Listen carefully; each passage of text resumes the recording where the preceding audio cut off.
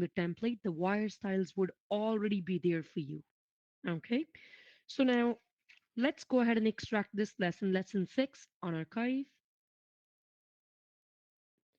and we will jump onto our lesson 6 project. So we'll extract this project. I'll leave the name as it is, or we can rename it as wire numbering. So that's what we are learning in this lesson. We will draw the wires, create a design, schematic design, and in next lesson we'll talk about bundled wires, which is cable references, the cables. So Alex, what do you think? Should I click update data, do not update data on this? What do you think? When I'm extracting a project, Alex, can you hear me? Should I click update data and why? I'm sorry. Could you repeat the question? I was setting up my microphone. Oh, no worries. So I am just extracting a project for lesson 6. I'm asking, I got this pop-up window now. It's asking if it should be updating my libraries, adding more data to library. So what do you think you would be picking in this option here? In exercise class, in this class, would you be picking update data or do not update data? That Update, would. right? Uh-huh. Mm-hmm. Okay. So why update, Alex? Because when I click update data, it does two things. It's comparing the project that's coming in with our library. So it's comparing, it's telling, hey, Vip, your 10 symbols are not in your library. I'll add them for you. And if I have those symbols already, so it replaces those symbols for me. If the name and description matches with the data in my library, whether it's symbols, manufacture parts, cable references, um, any data, if title blocks, if the name description in my library matches with what's coming in from the project, it's going to replace my data. If the name and description doesn't match, then it will add more data for me, right? So you would always click update data in your exercises. But for me as a tech support person, if I'm assisting my support team, Alex, I would never click update data because I do not want our client's library data get added to my library, right? So I'm only clicking update here because it's SolidWorks company's files. These are default files. Thank you, Alex. So I'm going to go next, finish, finish, close, open the project. All right, so the first thing you would do is you would jump to your Documents tab, your Pages tab, expand your book, and open up your drawing. Like I said, you can open two drawings together by multi-select, right-click open, or you can open one at a time, right? So I've got this power drawing here, which is here. So, what's the first thing before I start drawing the wires that comes to your mind should be toggled on that we're going to use for reference? So, I could hit Control E, fit to screen. I can go to my schematic tab, start drawing the wires. Before I draw the wires, I need something for the reference to draw those wires. What do you think should be toggled on? What do I need for reference when I draw nice and straight lines or Grid. wires? Absolutely. Thank you, Spike. So right on the bottom right corner here, I've got a grid. Once I'll click on this top of this button, or you can use a shortcut key F7. So if I click F7 on the keyboard, so it would toggle the grid on, but it also changes the brightness. So I'm going to use this shortcut, toggle my grid on, toggle the ortho on, which is the second button here, nice and straight lines. If you do not like to change it from the status bar from the bottom, you could also do it from the View tab right on the top. View tab, toggle on the grid, toggle on the ortho so you can toggle it off, toggle it on. And the last one here in this list is snap. The third one on the bottom right corner is snap. So snap means when I start drawing a line, so the line's gonna, you should feel when it snaps a grid point. You would feel it. It allows you to select the grid point, it allows you to snap it, right? So we will talk about object snap when we will be, now you would also be snapping the objects because you want the wires to be connected to the end connection points. So we are also using object snap, that snap the corner, snap that connection point. So one thing, the funny thing you would notice here now is you would say, Vip, what are you doing? How come you have connection points toggled on even though your connection's not complete yet? So somehow from the back end, from lesson one, project configurations, click on top of it. Some people will accidentally go to the drop down menu. That's okay. If you click right on top of configurations or project button, it's the same thing. So if you click on project, go to the graphics tab, you've got this symbol, red color connection dot toggled on. So read that connection dot. So let me toggle on my zoom command for you again. I love to restart my machine before the class, so it resets my zoom command. All right. So since I have connection dots on now, which is cool, that yes, it does show me those little red connection dots on the corners of the symbols. It's easier for me to grab those, right? So it is toggled on always, but I can say only show me when my connection is connected, when it's secure. So I'm going to hit apply and OK. All right. So you could see now my symbols are missing the connection dots. Now we can go ahead and connect the wires. If your wire connections are good, they're secure, then your connection dots will show back. All right. So I'm going to go to my schematic tab. It's a schematic drawing, schematic tab. Get your drop multiple wires. When I click on this button, this property manager opens up for me. Always make sure you push pin your property manager, please. That if I draw one set of wires, I don't want this command to close on me. So use your push pin, pick your right type of wire style. I'm using a default wire style for now. In the next step, we will create a brand new wire style from scratch, define all the properties, and then we will use our wire style. So let's use the default one. Each phase with the color, I can click on three dots, pick another one if I want. So anything that you see with multiple colors like this, that's your multi-wire wire style. Everything else, it's a single wire style. Okay, so I'm going to grab the first one, each phase with a color. I'll click OK. I'm going to grab my neutral wire, phase one, two, three, and protection. So when you look at the value as distance between the lines is 5, what units do you think are we working in, Ryan? Can you answer that for me? So what units are we working in? Isn't it however the project's set up, whether imperial or Yes. metric? Absolutely. So 5 is a huge value. Definitely it won't be inches, right? That's going to be metric, right? Thank you, Ryan. Good answer. Thank you, everyone. So what I'll do is, Ryan, on the right, click on the bottom here on one of these icons on the very bottom of your status bar. On these, if you right click on any one of these items in this list, you would see this drawing parameters window come up and you can check your units right here. If you know, what is the other spot where we check the units? Can anyone answer that for me? What's the main spot where we check the units? In configurations. Where is it? Project tab, configurations, and your units are on this page here, the general page, first page. In configuration, drawing units is metric, dimension is millimeters, right? Cable size standard is section millimeters square, right? So you could check your units here first manually, then you can get to your schematic tab and click on draw multiple wires, define the space. So you're never changing the space. Space remains the same between the lines. It's constant. Why we are keeping it as 5? Because in all the metric symbols, the distance between the connection points on the symbols is 5 millimeters. If it's imperial, it would be 0.25 inches. That's the standard your library is following. So today, when I'm going to ask you to create a brand new symbol, you would be following that standard that the distance between the connection points on a brand new symbol must be 5 millimeters in metric.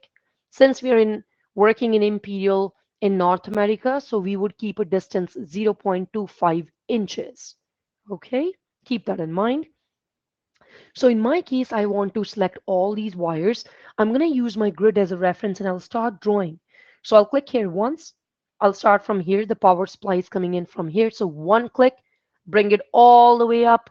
I'm not clicking right on top of the symbol right now. So I'm passing through the symbol. Now I need to take a turn here. So I'll do a second click. And as soon as you click once, you would see this property manager on the left, which you barely need. I mean, if you want, you can use the shortcut, the space bar on the keyboard.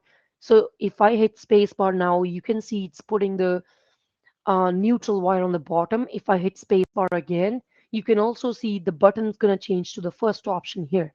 Spacebar, I inverted a phase, right? So you could do that.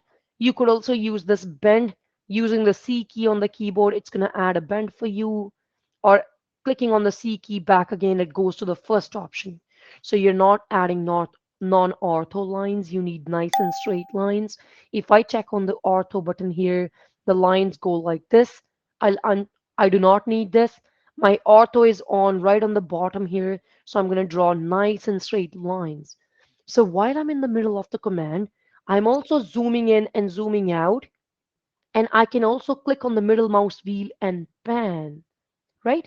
So I'm going to press the middle mouse wheel, I can pan, and I'm going to drop my wires somewhere here. And we will learn today in lesson 11 how to show the continuity of this wire connection on the next page or page number 10 or 11, right? So how would you show that connection? So I'm going to click here, finish that connection first. To finish this command, what button did we use on the mouse? So when you draw any sorts of line, wire, cable, what's right click? Right, Wilson? Right click on the mouse. Thank you. So when I right click on the mouse, it finishes the command for me, right? So I'm going to hit cancel now, close this property manager, or I could hit escape, close the property manager. Yes, Ryan, please go ahead. Um, the Hmm. question I have is when you're drawing your wires in, if you've clicked the mouse Yes. and you've put Yeah. a turn in the wire and you Yeah. say, oh, I messed up. How Hmm. can you go back instead of having to start all the way over? If that Yes. is, you understand what I'm asking? Definitely. What happened in the exercise yesterday to you guys, right? So, yes, if you make a mess, if you made a mistake, if you already clicked. So, let's see if I draw another set of wires here. So, when I'm clicking to draw now, click, click. Now, I would say, oh, I wanted to turn or go all the way up straight on the top. I cannot. I have to hit escape, close the property manager. Unfortunately, I cannot just delete this section here and continue from here, because when I would continue, it's going to start in the same alignment. I won't be able to start alignment in this direction here, right? So unfortunately, that is a problem. That's a limitation, that there is no advanced tool for this, that you could use some sort of stretch, which we'll talk about in this lesson. We can talk about the stretch command. It's only going to stretch one wire at a time, since you would be holding a blue point to stretch it. But you can, even without using the stretch command, you can stretch a wire by clicking on it, expanding the wire like this. Unfortunately, if I wanted to go all the way straight, I have to undo this process. I have to delete it all and start all over again, right? I mean, this is not a big deal. You just need to click, click, and draw. It will take you less than 10 seconds, right? But now let's say if I picked a wrong wire style, Ryan, I could replace this wire style. So if you're telling me, Vip, you were supposed to use a different wire style, I can go ahead and right click on one of the wires, go to this button wire style, go to the properties and figure out which wire Vip has used to create this. And then we'll learn in our next step how to replace that wire. So I can click on wire style properties. So when I go to properties, I could read that, hey, the wire style name is this, and what type of wire it is. This is just any properties you see from the wire style cabling section. All these properties will be exported to your 3D routing. So in your electrical 3D, in your SolidWorks 3D CAD, you have a 3D electrical add-on. So all these properties, the color, the diameter, the vent radius, all these properties from the cabling section will be exported to the 3D routing. So even the colors you see on the 3D end, it's because you defined them here. But any properties you would define in the line section, in the general section, the line color, these are the properties that you would see. Green line, you see it in your 2D schematics that we just did draw just now, right? So we'll talk about formula in a minute. So let's go ahead and create a brand new wire style first. Then I'll replace this with a new wire style. So all your wire styles are stored into project configurations drop-down menu, and it's right here, wire styles. So if you purchase a service from us, we sell a service, a customized service. where we install the server client setup for you, and we give you bunch of industrial standard wire styles predefined for you.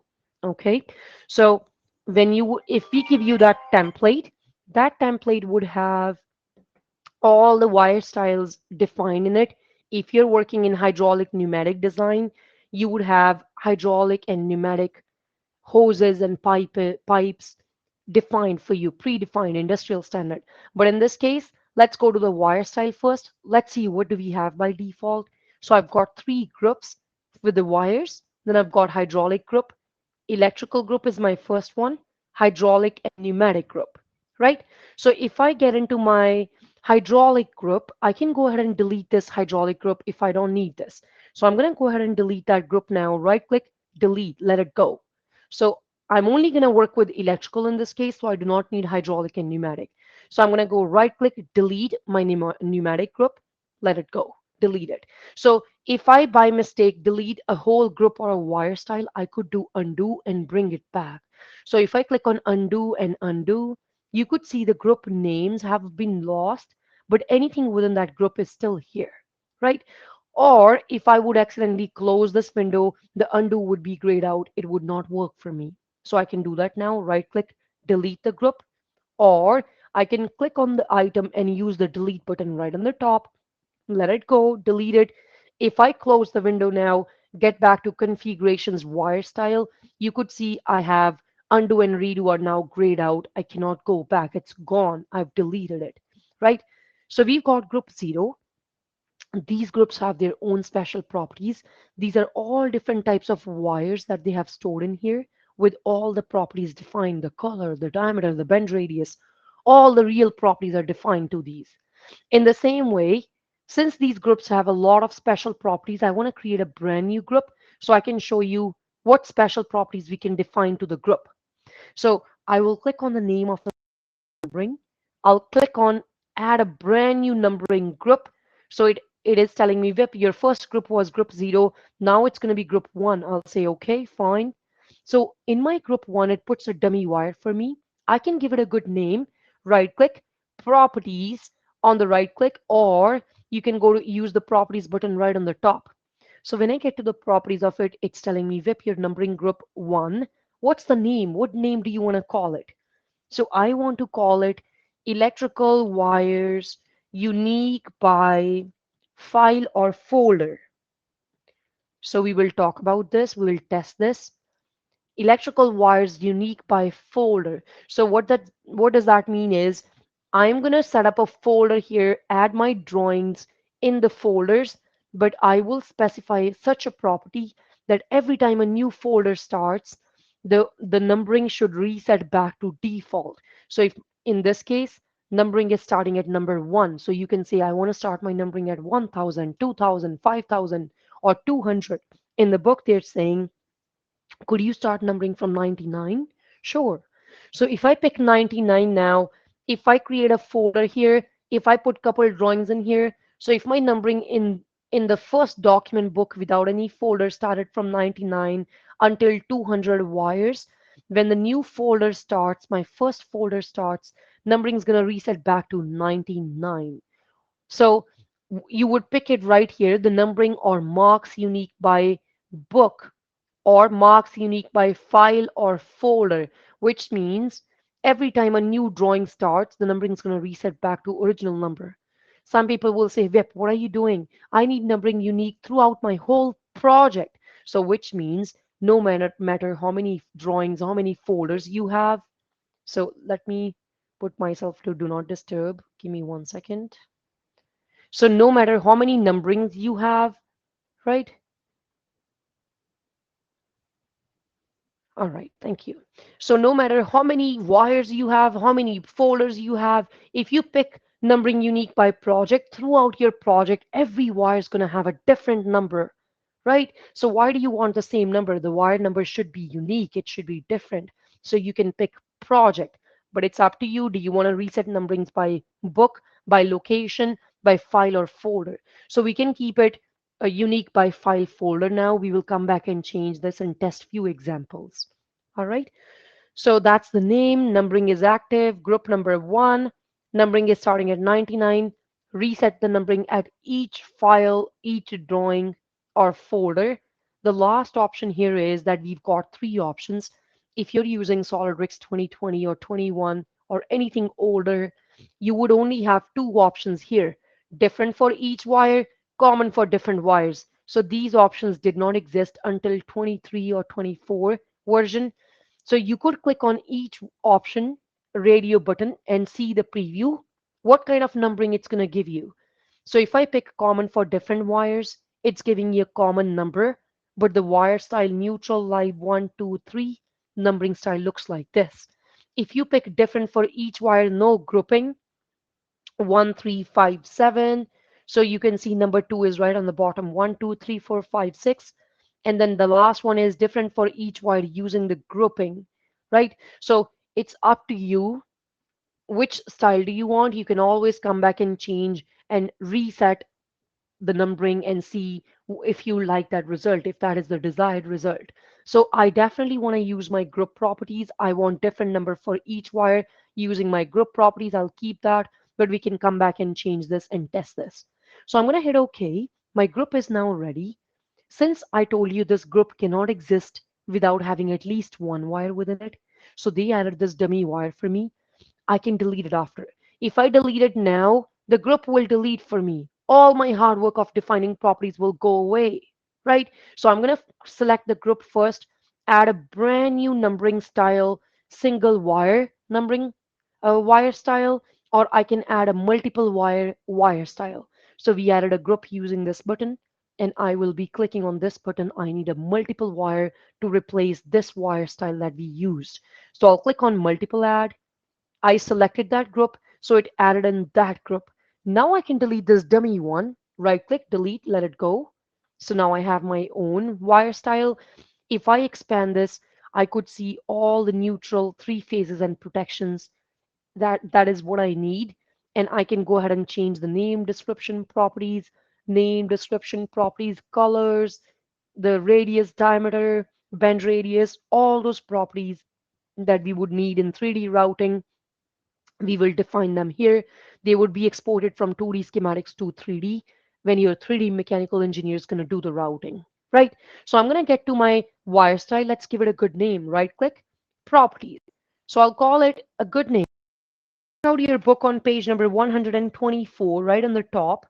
I will call it IEC AC power. I'll just say by KC, right? So I'll use KNC, KC. So numbering group is 1. And you would see right on the bottom, you've got this section here called a cabling section. This is where we will define all our properties. What's the diameter value do you want? So right now, I'm not going to define any of these values because I do not want to define the values to the actual folderish structure. I want to define these values for each wire, neutral, phase 1, 2, 3. Unless that value is same for all of them, then I could define that. For example, wire size standard, I can go to the drop down menu. We are working in metric units. I can pick the unit section millimeter square. So I could pick those units, which will apply any properties I apply here will be applying to all the children wires within this group.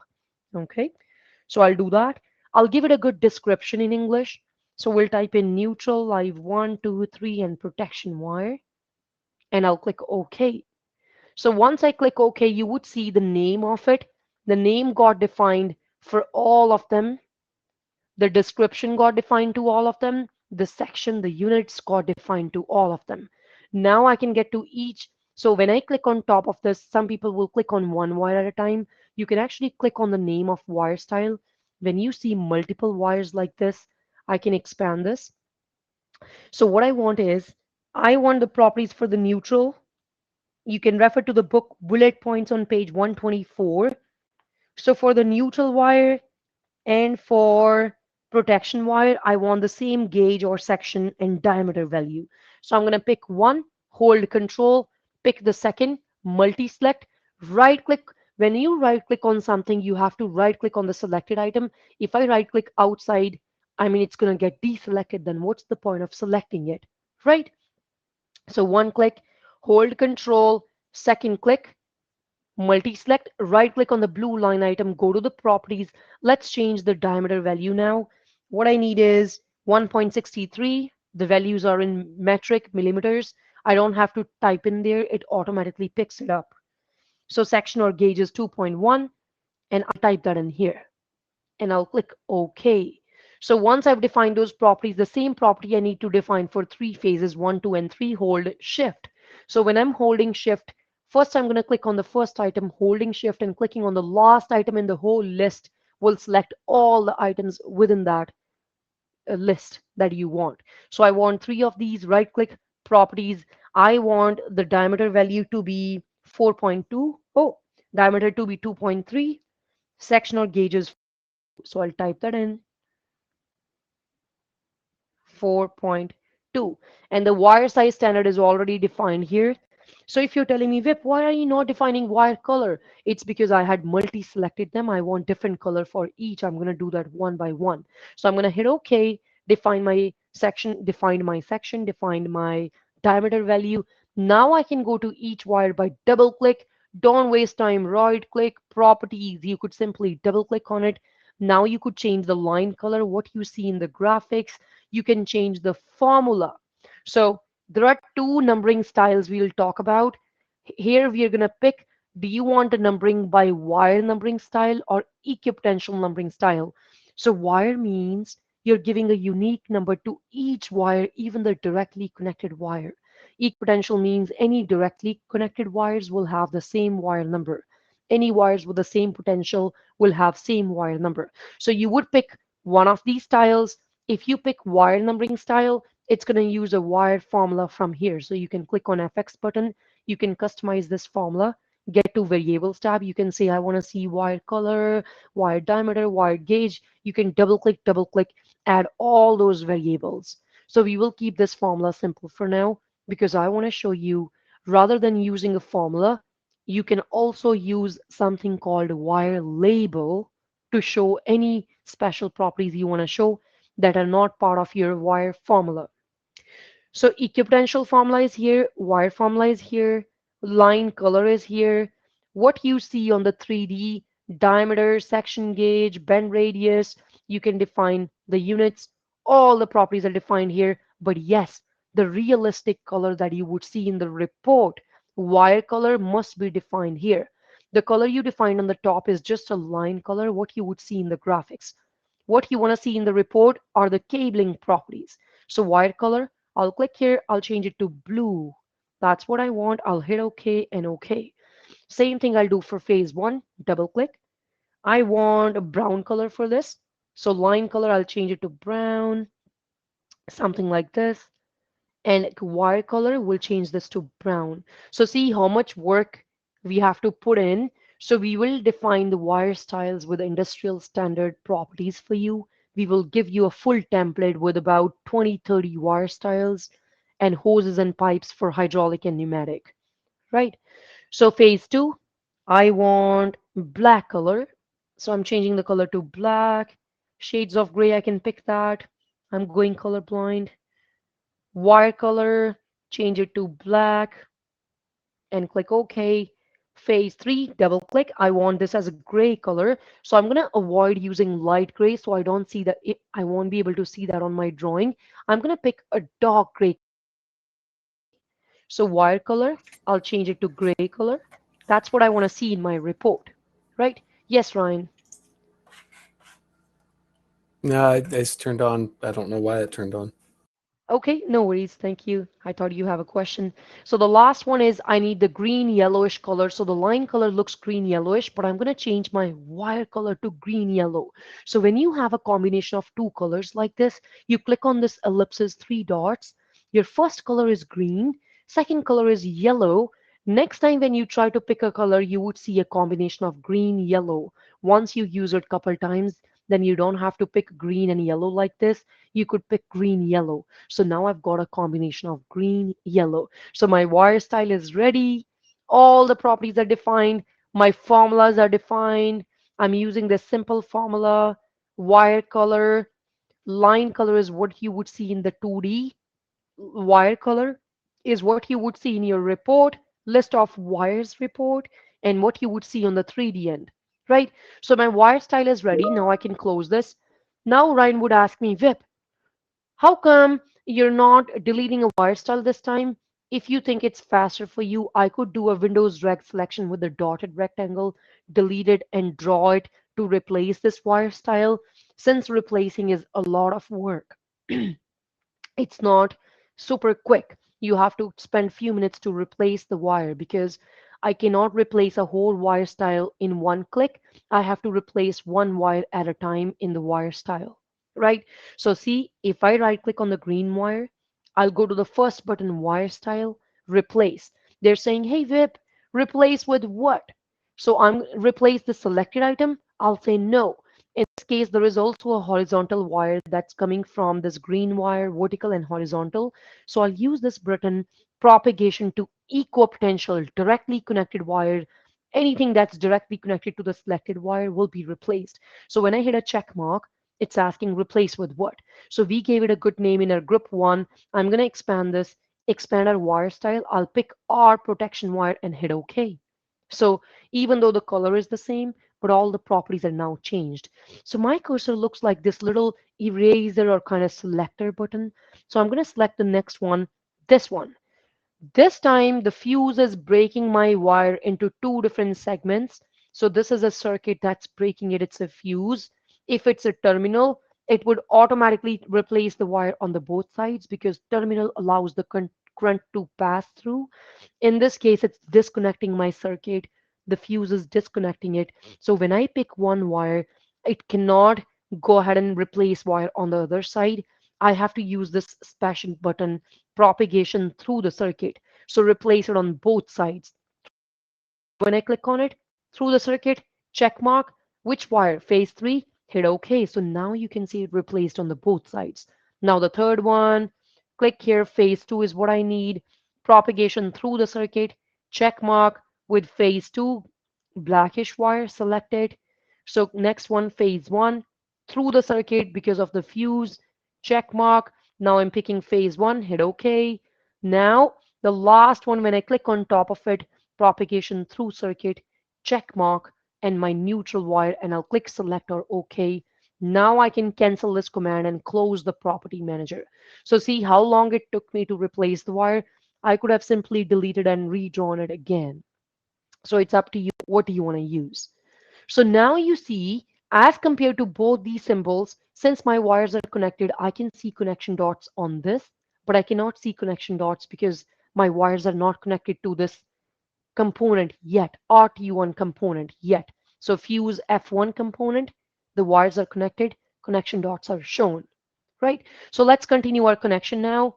I would finish this whole connection here. So I would get back to my schematic tab, draw multiple wire, and this wire style, it remembers from the last time. I'm going to click on three dots, ellipses, get this changed to our group, our wire style, hit OK. Now you see the spacing is the same because the units are still metric, same project. And I do not need neutral wire coming to these components here. I want three phases and protection. So when I'm picking, I'm skipping one or two wires in between. I can skip random ones in between like this. So it's up to you. What do you want? I need three phases and protection. So when I'm using my grid as a reference, you can see a little yellowish dotted line. If you would use a black background, it would appear way better to you if you would use that. So I'm used to this creamish, whitish default background that Solidworks provides. So I'm going to try clicking on my phase 1. That's what my first selection is, one click. Now my second click is going to be the last selected wire, which is the protection wire. So second click, if I bring it down like this, so I am pressing the wheel down. I can roll in, roll down, or roll up to zoom in, zoom out, but I can press the wheel down and I can pan. So you don't have to go to view tab and use the pan button from here. You can press the wheel down and pan within the command while you're in middle of the command. So when I'm dropping the connection here on the last one, you can see I did not click on any components in between. I'm just passing through them. When I click on the last one, don't drop it outside of this like this. Then later on, it's going to get harder for you to trim those wires after. trim command is not super easy here. We'll learn that in today's lesson in brand new symbol. When we will create a new symbol, that's when we will use the trim command. So instead of wasting time to trim it, either you can, people would say, Vip, I'm trying to grab a corner of it, I cannot. So see, because of your snap spacing, you can grab it, which is why they allow you that drop it on the top of the symbol like this. You would feel that snap. See, there are little plus signs there. When I click on it with the left mouse click to finish the command, Victor, what button should I click on the mouse to finish this draw line command or draw wire command? So what button should we use on the mouse to finish this? Right click, yes, right click, finish the command. Now, if I right click again, it would close the property manager. So either you could right click twice, it will finish the command, um, it will finish drawing the line, and the second right click close the property manager for me. So you could see I have those red connection dots for my motor, for component K1 contactor, RT1 circuit breaker. So I've got connection dots. But then you would say, Vip, how come you don't have connection dots for your terminal symbol? Because every symbol has a property to display connection dots or hide them. So if I open up this terminal symbol, right click, go to symbol, open symbol, every symbol has this property here called display connection points. You would see that in the properties column. When you open a symbol, display connection points is toggled off. Why? Because it's such a small symbol, it's a baby symbol. If I toggle on the connection dot, it's going to take over that symbol. So we keep it off by default. So give me a thumbs up if it makes sense to you until now, creating a new wire style, showing the connection dots, replacing wire style. Give me a thumbs up, please. Jean, does that make sense to you? Alex, any questions from you, Alex? Alex, please give me a thumbs up if you're here. Thank you. Good. All right. So now if you see you've got these pink connection dots. Someone asked me, Vip, what if I'm showing a jumper wire? So today in symbols lesson, I'm going to be sharing a special type of symbols for you. And one of those examples would be a ground or jumper. So in this case, when you use a jumper wire, you have to use it as a symbol. So you have to save a symbol into your library, symbols manager, and insert a symbol when you're looking for a jumper wire. Because if I drop a jumper wire symbol here by either drag and drop or insert symbol, you don't want your jumper wire component, this symbol, to create a component called J1.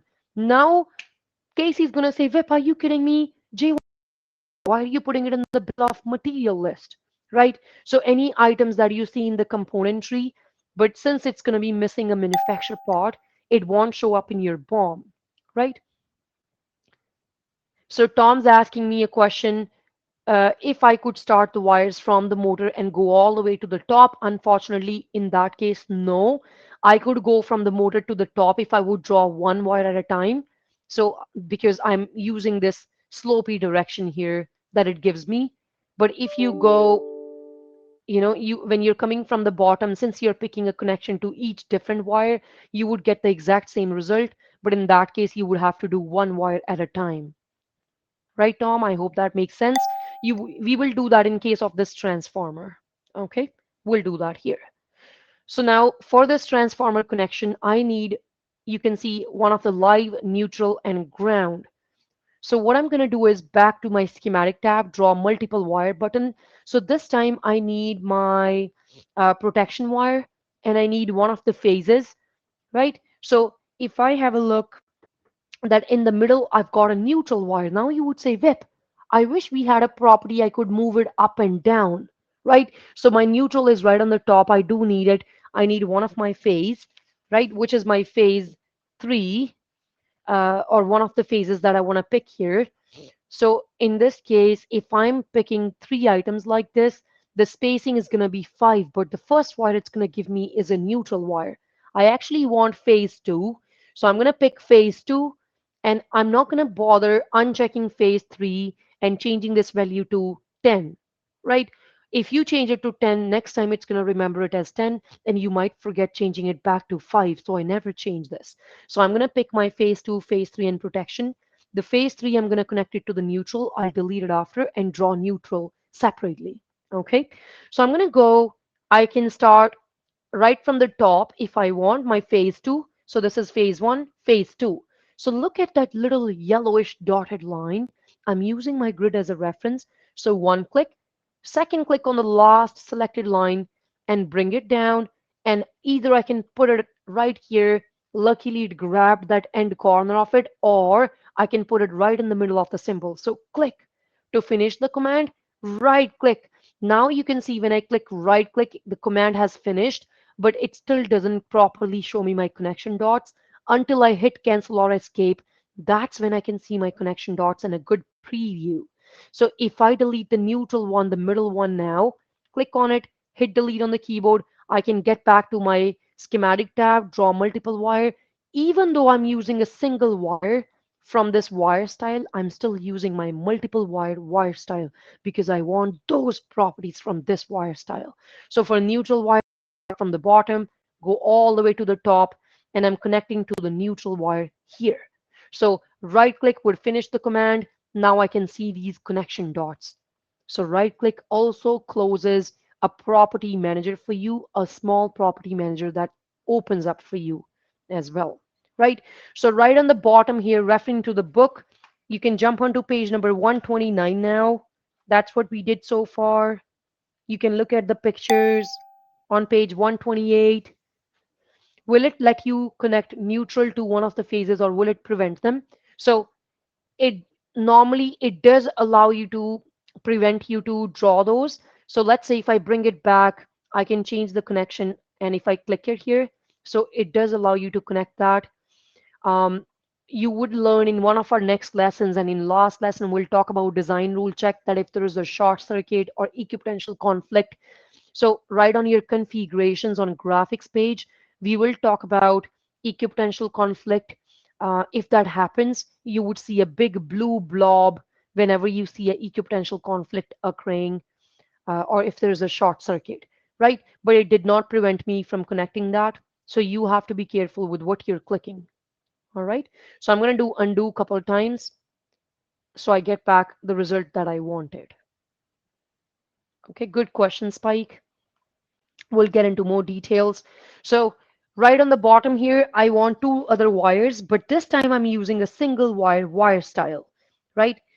So I want to use a single wire style, but the neutral wire, referring to the book, they created it opposite. I'll create a ground wire right here on this terminal so I can get back to my schematic, multiple wire again, uncheck everything other than the protection. So I can click here once, one click. I just need one wire, click, click, and click. Finish the command is right click. Right click will close the property manager for you. In the same way, I want to use a single wire style here, so I can go to my schematic tab, draw single wire. I'm looking for 24-volt DC. So when I click on three dots, when you read this section here, you cannot tell if it's AC or DC. You have to read the description of it. So I need the DC, which is this, the pink one, the second one. I'll grab this, hit OK. How many wires do you want? I need one wire. Make sure the number is one. If you at some point in last exercise you were creating 4 or 5 wires using this command, it will remember 4 wires. In my case, I did draw 16 wires at one point. It remembered 16, but I want to change it back to one wire. So I'm going to do click, click, and click to finish the command. Now I'll go right click, close this property manager, right click in the white space, it closes. Avoid using escape. If you're going to use escape on your virtual machine, your window is going to get smaller. So your virtual machine is crazy, it doesn't like escape. It minimizes your window. Okay. So now you see I've got this brief connection here. Let's play with the wire numbering now. How will the numbering appear here? So to do the wire numbering, you would go to Process tab. This has all sorts of numberings. Yesterday, Spike asked me, Vip, what if I delete this symbol here and I'm dropping the symbol here, I'm dropping another symbol here? if you're changing any connections, then we will use this button called renumber wires. The very first time you can use the same button, the very first time renumber wires, it does the same thing. Or you can click on number new wires on process tab. So when I click on process tab, number new wires, it's asking me, Vip, are you sure? Do you want to use this? I'll say yes. Get it for me. So now if you notice, the numbering style that I have here is a different one. So the numbering style, where the properties are coming from. Let's get back to the project tab. To your wire style, you can see the numbering style is equipotential numbering style. But I want wire numbering style. This is your step one in your exercise, that please change your numbering style from equipotential to wire. So you would pick this radio button and you would click apply on the very right. If you do not hit apply, it won't kick in. Someone asked me, Vip, should I pick wire mark or wire label? So stick to wire mark. So you want to see wire mark, and the wire mark value will be calculated from your formula, wire formula. If I would change it back to equipotential, you would see there is equipotential mark and equipotential label. We'll also talk about this in next few steps, how to show your labels. So you know any marks that you see are coming from the formula. So equipotential formula is here, wire formula is here. So your marks are coming from the formulas. So you want to see the mark, I would change it back to the wire. Do you want to see wire twice? The number twice on the one end and the other end? I'll say no, I want to see it only once. So your numbering style display, wire mark, you can click apply. Now if I close this, I changed my numbering style. This time I'll get back to my process tab again. Number, I'm not numbering new wires, I'm renumbering wires. So I'm renumbering for the current schematic page or the whole project. So I can pick whole project is fine, or the current scheme in this case. The best button that works for you, some people will waste time. They would first remove the number, then they would number it again. No. You can use this recalculate button. It works the best. So recalculate it. And if someone manually right clicked on our wire, changed the wire property and said, give me wire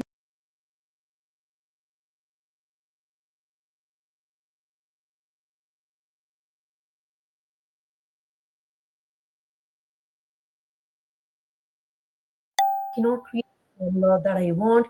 Can you help me customize a formula? Yes. So on tech support, we can help you create a custom formula once, which you could continue to use always. Oh, you lost me? Now you're far away again? Oh yes. That's weird. It actually stops. It changes my setting automatically for me. Okay. Thank you, Alex. Yes, Casey, I got it. Do you hear better? Is it better now? Yes. Okay. Thank you, Ryan. Please, one person could point that to me. Um, but that's great. Thank you for sharing that. Good. So, do you want me to repeat that for you? Did you hear that?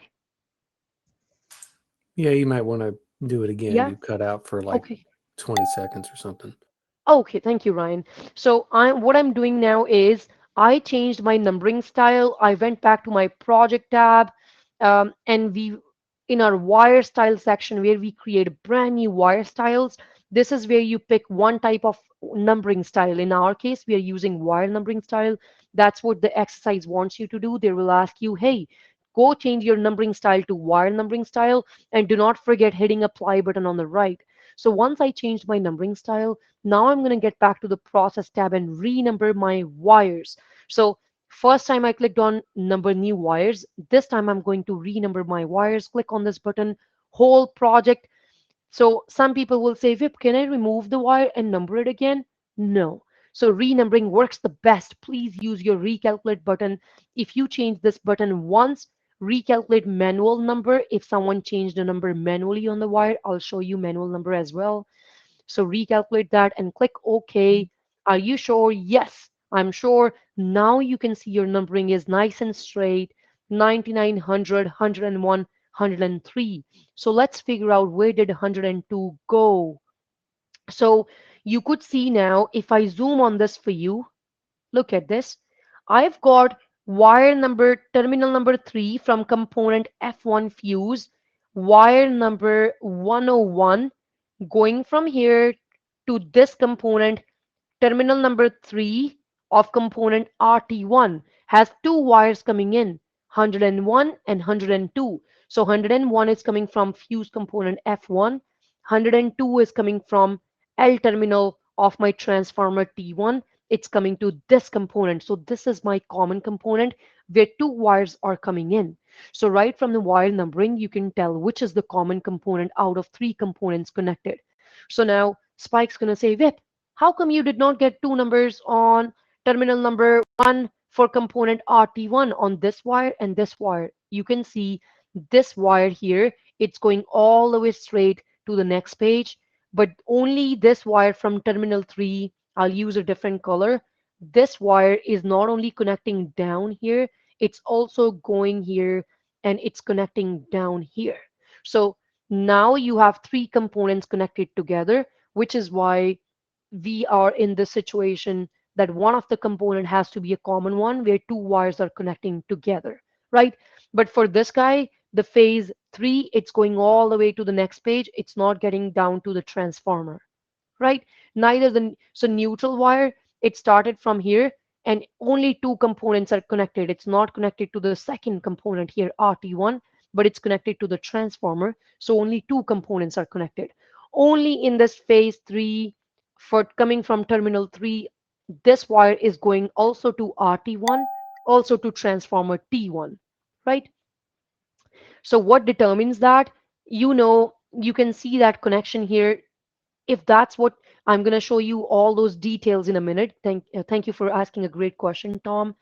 So before I get into more details, where do you define how many wires, maximum wires I can connect at that terminal? How many wires would it allow us to connect at that each terminal of that component? So that data would be coming from your manufacturer part, right? So give me 1 second, Tom. I'll come back to this. I want to talk about the numbering first. Look at the connection now. This is the common component. If I take back to the lesson one, if I take you back to lesson one, project configurations on graphics page, we had this property called nodal indicator. So if you check this on and click apply and OK, now you could see, if I zoom on this for you, you could see this nodal indicator line would show up for you. So I can follow the path from here to here to here. And I can see the path from here to here. So nodal indicator and this wire numbering has taught us, it has given us additional detail about wire to wire, point to point details, that which component has two wires coming in, that it's a common component. So now if Tom tells me, Vip, I did not want this RT1 to be a common one, I wanted a fuse component, two wires should be coming at fuse, right? So you can change that. You can right click on the common wire. When you right click on it, you can go to this button called wire cabling order. You can manually change the connection, that which component is the common component. So when I click on wire cabling order button, by right clicking on the wire where two wires are coming in, how do I know? Because it's showing two wire numbers. So I can go right click, change my wire cabling order. This window pops up for me. It's telling me, Vip, your wire number 101, it's starting from the fuse going to RT1. 102, starting from RT1 going to the transformer. So it's giving me origin destination. So Tom, if you want to, you should know what you're connecting, where the multiple wires are going to. So Tom, you would go ahead and grab, if I'm replacing, which we'll do in our next example, I can replace these origin destination manually. This is our shopping basket. I can grab fuse from here and I can drop it on RT1. It's going to replace RT1 with fuse. And I can grab RT1 here, drop it here. So I can flip origin destination, or maybe I can drop transformer here. I can manually change my connection the way I want, because by default, if you are a controls engineer, you have used PLCs before, or any sorts of schematics, you know each schematic has a order, that are you calculating the numbering from left to right first and then from top to bottom? How is the numbering getting calculated? So in this case, the numbering got calculated on the basis of your lesson number one configuration settings, your formula page. The numbering direction is defined here. So do you want to go top to bottom, then left to right, top to bottom? On the basis of this, it chose that middle component as a common component. But if we want, we will change that. That's what all the exercise is about, how to change your wire cabling order to change a common component. And I'll show you many different examples. So then you would say, Vip, you are old to this program, you would remember this, that I have to go to formula page, look at the direction, show me a faster method. So faster method is, you're controlling the whole order for your full project. So go to your project tab, get to your wire cabling order drop down menu, click on this button, optimize wire cabling order. So when you click on it, it's asking you, Vip, for your whole project, do you want to optimize the cabling direction or wiring direction, top to bottom, left to right, or left to right, top to bottom? So please grab the default direction that you want, click OK. Once you have clicked OK and change the direction, you have to get back to the process tab, renumber wires. It should remember your settings that you used the last time for your whole project or current scheme, or you can choose one page or multiple pages at a time, and you can click OK. Do you want to do the renumbering? So the numbering will be reset for you, right? So now let's get into a lot more details now. So someone was asking me, Vip, does these components have a property defined that please only allow to connect 4 maximum wires at terminal 3, 6 maximum wires at terminal 5? So who's defining that property? It's coming from manufacturer catalog. Let's go check. So if I double click on this symbol, get to my manufacturer part on component properties window, click on manufacturer part number, go to the properties of manufacturer. When I multi-select all these on the circuits tab, right here there is a property called maximum wire number. So how many wires would they allow me to connect at each terminal? It's allowing me to connect 99 wires. If I happen to connect 100 wires instead of 99, then I can find my mistake using my project tab, design rule check. I can find a report, click on add button, find a report, maximum wires connected, then defined. So if I search maximum, so see right here, more wires connected than maximum defined. So if I check that report, if I do connect a lot more wires, 100 wires more than 99, your component will display here and your pin number will display here. That component RT1, pin number 3, VIP has shown 100 wires. You were supposed to show 99. So you can evaluate your work, right? So can you limit the number of wires? Unfortunately, no, you cannot do that. You cannot do that. You have to manually define that coming from your manufacturer part. But if you're telling me, Spike, I only want to do it in this situation here, you can change that property on the symbol level. You can go to the symbol, right click, click on edit symbol terminals, and you can control that property right on the symbol level. So maximum number of wires defined, right? So when we define this manufactured data, it's more dominant on the symbol. The symbol is all controlled by this manufactured data. But after I applied the manufacturer part, if I change the terminal number now, all the symbol terminal details now, if I change the terminal mark to A, B, C, D, E, F, G, whatever, and click OK, you would see since I've already applied a manufacturer part, I changed it after applying a manufacturer part. But if I go ahead and delete the part and add it again, it's going to change back to 1. Okay. So Tom's asking, can we change or reduce the manufacturer's number? Yes, you can. It's editable. So you can go back to your double click or right click properties, manufacturer tab, click on this, go to properties, go to the circuits tab, multi-select this, get into your terminals, and you can double click, double click, change this. Or you can also change your terminal mark. I could have changed it here, A, B, C, D, E, F. I could change my numbers here. And if I make it to 100, you can see that, and click OK, it's going to say VIP, you're making a change. Do you want to save it for future transactions always into your catalog in your library? Or are you only doing it for this component, this transaction only? I'll say, please update my library, save it for future. Next time when if I'm going to teach this class, I would already see that in my properties, I would see number 100 wires. Good question, Tom. So I can cancel this. I can get back to the symbol, right click, edit terminals here, and I can say, yes, I want to stick back to my terminal one, stick to my Moiler company's manufacturer details coming from that manufacturer, right? So give me a thumbs up if it makes sense where all the terminal data, physical properties, maximum number of wires that each terminal properties are coming from. Yeah, all right, thank you, good. So now, one thing you must have noticed is since we write on this topic, book doesn't talk about this because this was a new enhancement in 2021. I'll share a good blog article for this. The wire termination type can be defined right here. So if I double click on this again, get back to manufacture part, I can try double clicking on this. Aha. Double click works here too. I don't have to click on properties. So you could also define your wire termination type. This was a new enhancement in SolidWorks 2021. So I can click on wire termination type and I can pick, is it a ferrule? Is it a pin? Is it a ring? What is it? Right? So you could see that in your report if you want. So SolidWorks company had written a blog article on this when they launched this command. I'm going to share that article with you. Give me 1 second. It's not part of your book.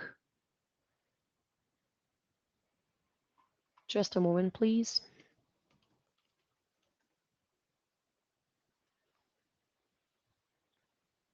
I'm looking at it on my another screen.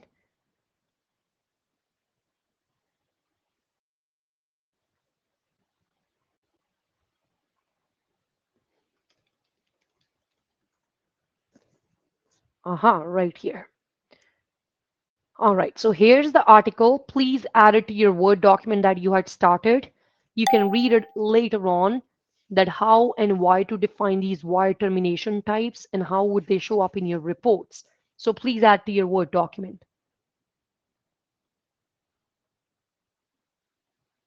right? So this is where you define the wire termination type. Okay, so I'm going to click OK, finish this command, update my catalog, click OK, and I've got my, now I know where the maximum wires are defined are coming from. Awesome. Thank you, Jean. Good point. Thank you. So now what I need to do is, so let's say if Jean tells me, Vip, I want my numbering to be changed, even though I don't want to go back and change my order, cabling order from here, top to bottom, left to right, or left to right, top to bottom. I want to change it manually. I want wire number 102 be on this side, wire number 101 to be on this side. It's the same thing. I would go to the wire that has two wires coming in, the common wire, right click. I'll go to my wire cabling order, then I'll say all I want to do is just switch these wires so I can see 102 wire on this side and 101 on this side, on the right side. So right now 101 is going from my fuse going to RT1 component, right? So what I want to do is I want to switch the origin destination. I can click on the first wire. I would click on switch origin destination. So now my origin is RT1, destination is F1. I want my destination to be um, so this is my 101, but I would be starting, so 101 is on the right hand side of the page. It's starting from RT1, but going to the transformer. So I can grab my transformer T1 from here, drag it and drop it here. Some people will make a mistake. They would drop it outside. They'll say, oh, Vip, I have a third wire. What do I do? So if you make that mess, you dropped it outside, you added a third wire accidentally, you have to click delete wires for all, and then you have to click automatically add wires for all. So you can use this button or this button. I would do this. So it brought back those wires for me. So you can see now I've lost the wire numbering here, which is fine. If I click OK, the numbering's gone because you deleted the wire numbering or deleted the wire connection and added it again. If I really want to see the numbering again in that window, I can get back to skip my process tab, renumber wires. It remembers my settings, recalculate the wire number, yes and yes. Now I have the numbers back again. I can go right click, go back to your wire cabling order again. So this time I want my 101, my origin to be RT1, the same as the second one. So I can switch origin destination using this button. Now my destination is transformer. I'll grab my transformer, drop it on top of this box. So now for the second one, RT1 is my destination. I'll switch origin destination, and my origin is my fuse. So I'm going to grab a fuse and drop it here.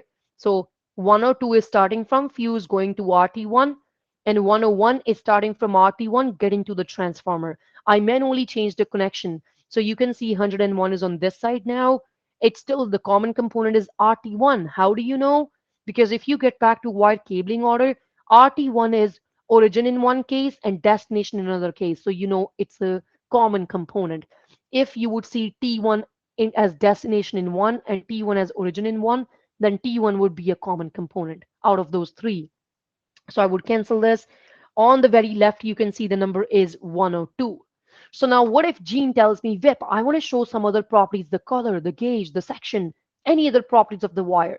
So in that case, one option is you can get back to your formula, change the formula, right? Or the second option is you can right click, you can multi-select these wires, right click on the selected wire. When people multi-select items, they would right click outside. No. When you multi-select anything or select anything, you are supposed to right click on top of it. When you right click on a wire, it's giving you a button called show or hide wire labels, right? So if I want to hide my wire formula mark, I can use this button. But if I want to show wire labels, so I'll click on this button to show a label. Look at that. So it's showing me my label and all the properties are shown. Then you would say, VIP, what's happening here? Why is it so colorful? Where is that label coming from? Lesson one. Get back to your project configurations, and all your labels are coming from the symbol page, and you've got your wire label here. In next lesson, we will show a cable label by right clicking on a cable line. So my wire label is coming from here. If Alex tells me, VIP, I'm not happy with the way your cable label is showing up, modify this for me on this pencil sign, edit this symbol. I'll open that symbol by clicking here. It would open that symbol in the background for me. And now I can cancel or close this window, modify my properties. If Alex tells me, VIP, I don't know what all this gibberish tags are, because when you open any symbol, you see this brand new edit symbol tab. You would see this button here called show attribute. If you get to the drop down menu of this, you can show attribute description. So now I can see, aha, wire mark, wire section. Maybe I don't need a wire mark. Wire mark is already shown. I'll delete that. Maybe I want to show wire color. Sure. But if I get back to the drawing, what am I seeing? I want to maybe move the color on the left side here. So I can get back here and I can say for the color, grab it and drop it here. So now if I made some changes to this, I can save my symbol, save it. Now it's saved back to the library. My configuration is using this symbol. Automatically the configuration is using updated symbol. If I want to refresh these symbols now, I don't have to sit here all day, right click, go to symbol, manually update the symbol. So now when I click on update one, it's asking me, VIP, in this drawing, you have used the same symbol many times. Do you want to update selected only or all of them? I'll say identical, all of them. So you can see my label has now updated for me. So if you're telling me, VIP, I want to show some more properties on the label. So if you want to show more, we'll learn that in the symbols lesson today, that when you edit your symbols, you see this new edit symbol tab. Click on the first button, insert more tags, more attributes. Do you want to see any other properties as origin component, destination component? What do you want to see? Do you want to see any other property, cable core number if it's cable properties? In this case, we are using a wire section because we are talking about wires. So all the properties, read a description, what do you want to show? You can show them up in your wire label. I'm happy with the symbol now. I can close this, save changes, let it go, and now I have my wire labels shown. Someone asked me, VIP, I wish you guys had a button that I would click on the button and say show wire label or show equipotential label or hide wire label or equipotential label. Unfortunately, there is no one button. I have to, which is why I did not waste time. Right click on one wire, show or hide wire label or equipotential label. I multi-selected using Windows Rec selection like this. Then I right clicked and then I said, oh, then I right clicked and then I said, show it or hide it. You have to do it only from the right click, right? So what determines the location of this information? So Tom, what do you mean by location? That why it's, oh, I see why it's listed here. Okay. Why not on the So, left? if I Mm-hmm. may, so if like we're obviously, let's just say the second wire, the brown for Mm-hmm. Mm-hmm. 4.2, why is that specifically in the middle? Why is it not farther to Yes. the left? Why is it not farther to the right? I mean, it's on the Mm-hmm. wire. That's obviously a good thing. Having them Yes. staggered like that to me is a good thing, but I don't know what a given standard What is. is causing Why that? is it not Yes. a certain Mm-hmm. distance off the last bend? Why is it not to the right side? Mm-hmm. Why is it not to the left side? Is there something that determines that location Yes. for that information? Good question. Thank you, Tom. So all the determination would be coming from your project tab, from your configuration. Every property, every position you see should be from configurations. If it's here, then it can be controlled. If it's not here, then it's just automatic. So if I get to my text tab and if I see all my label, any of my label data, so all the position of X and Y coordinate, I can control the, so you can see the equipotential text is grayed out for the XY coordinate, but the wire number tag, it allows me to move in the Y orientation. So I can only control these kind of texts that are listed here, the position of it, but I cannot unfortunately control the label unless we go get to that tab, a symbol, because it's an actual symbol. Or it could be that how far it is. Let's see that if it's using, it's definitely using an insertion point here, so it's putting it around the insertion point. I don't think it's I mean, it could be using some property, but it's uncontrollable. But I can make a note of this and check with solidworks if there is any factor that could be controlled, because all the factors are controlled from configurations. If it's not here, then we need to find out with them that what's controlling the position of it, right? Yeah, I So do. what Yeah, if I, as I say, yeah, I'm not saying it's wrong. I just didn't know yes, if let's say the standard at exactly what you're doing, is that yes, it might be nice to have it starting, that right, text a certain distance off of a mhm, bend, somewhere that right, when someone's reading this drawing, they yes, know to look, within the first so many centimeters of the mhm, wire or from yes. some other piece of information, and it's going to get the next piece of information. Definitely, definitely. So I agree, but I'm not 100% sure what exactly is the factor that it's using to display this. But I can check with SolidWorks what exactly are they using. Since it's not controllable, I don't see it. But yes, like you saw, we can manually move it if needed, though, right? Yeah. If you wanted, but it's going to be a lot of work, though, if you start moving it like that all day, right? So we want to avoid that. So give me one No, second. Let me make a note on my notepad so I can email you all by checking with SolidWorks. I'll create a ticket with them today. Give me one yeah, sec, please. Thank you. Okay. So wire labels. Um,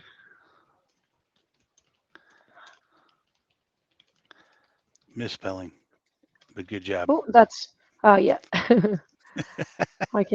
I will create a ticket with them later on, so we get a response by tomorrow. We would have that then. Okay. Thank you very much. You're welcome, Tom. Thank you.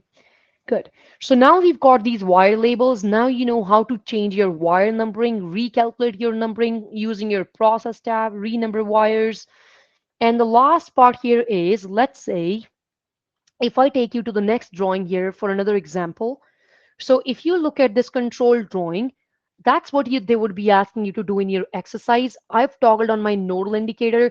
When I look at this component S1, component K2, so don't bother reading the L1, L2, the location of it. Just read the end part of that component. We'll talk about this in symbols lesson, that why sometimes the component mark is shown as K2, why sometimes they're showing a long mark with location and function. So it's up to us. What do we want to see? So I've got this three components here. I've got my nodal indicator. Hey, let's read this path together. So if I go from my from my component S2, I'm going from this component, following this nodal indicator path, going all the way to the K2 component.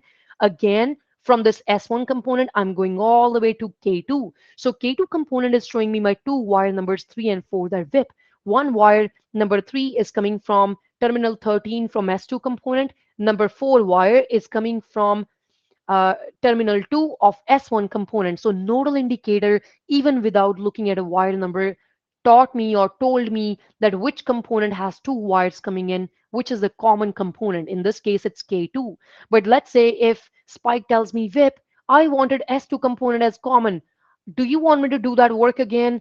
Right click on the wire that has two wires coming in, then go to wire cabling order. Then I'm using manually drag and drop, forcefully changing the connection. I could do that if I want. So your exercise is asking you. So let's say in this case, I want to make my S1 component as common component, right? Right now, which one's common? K2, because K2 is origin in one, destination in the other one. My S1 to be a common. So S1 is destination in one, and I can make it origin in one of the components, right? So I'm going to go ahead and grab my S1, drag and drop it here, right? I've got my S1 component and K2 is the destination. So I'm starting it from S1, K2 is the destination. And then I want to start it from S2 or start it from S1 and S2 is the destination. So I would switch my origin destination and I want my K2 and S1. Let's read it. So it's going from K2 to S1 and from S1 and S2 should be connected. S1 and I want S2 here. So I'm just making it up just to show it to you that if you now in this case S1 is the common component, in one of the cases it's destination, in one case it's origin.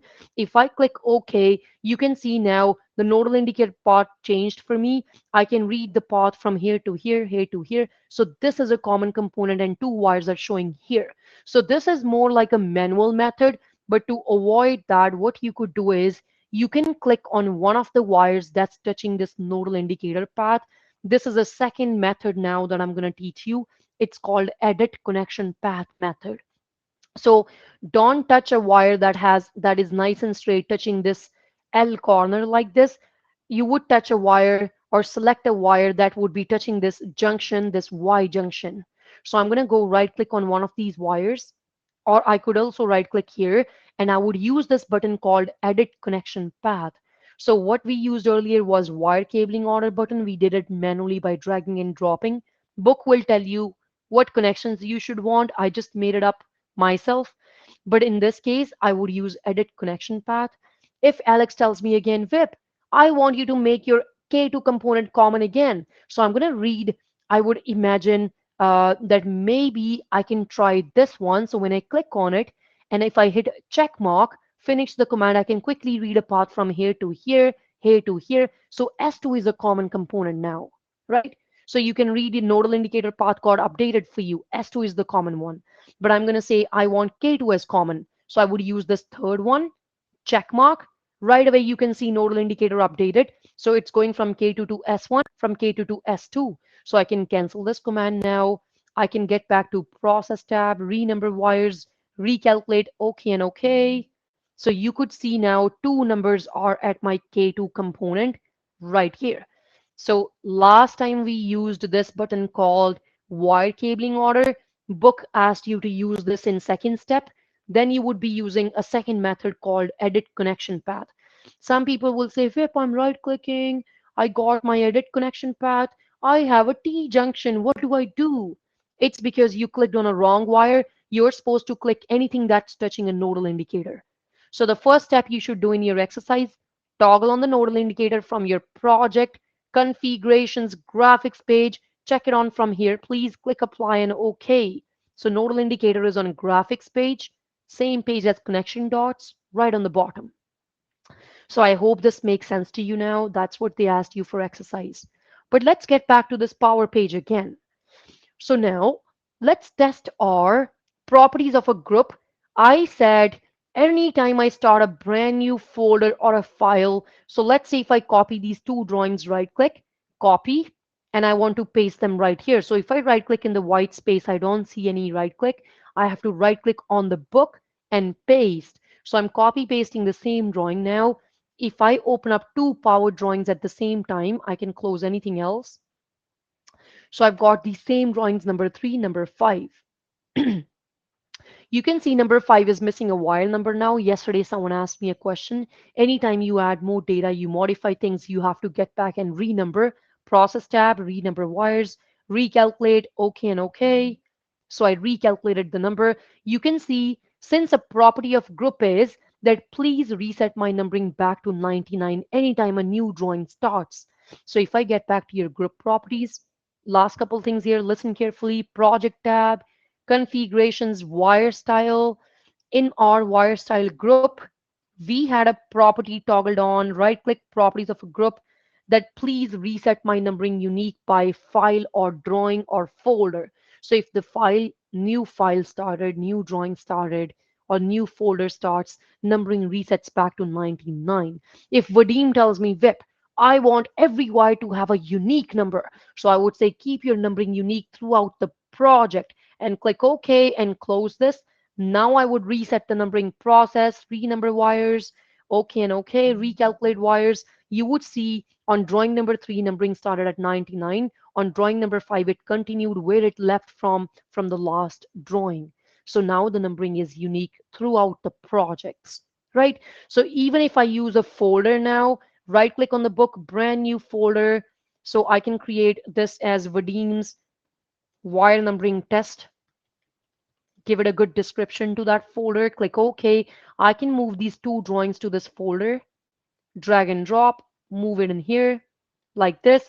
So even if I do the renumbering now, the numbering is going to remain constant. So I can go back to my process, renumber, recalculate, OK and OK. You can see the numbering remains the same because I picked a property of a group, keep my numbering unique throughout the project like that. So it's up to you. What formulas do you want? You would change your formula. You can reach out to us on technical support team. We'll build up a formula for you once. You don't have to change it after over and over.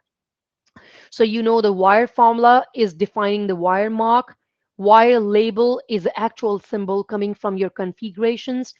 The wire, how many wires you can connect at component is coming from manufacturer part, right? Which you can change from the manufacturer part, or if you want to change it for this transaction only, you should change it on the symbol level. So edit symbol terminals button is what you should use, right?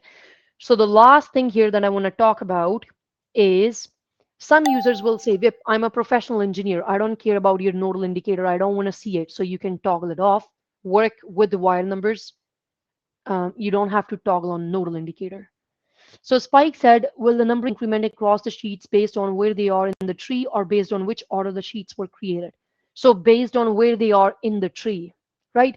So let's say if I create a copy of this power drawing again, right click copy, right?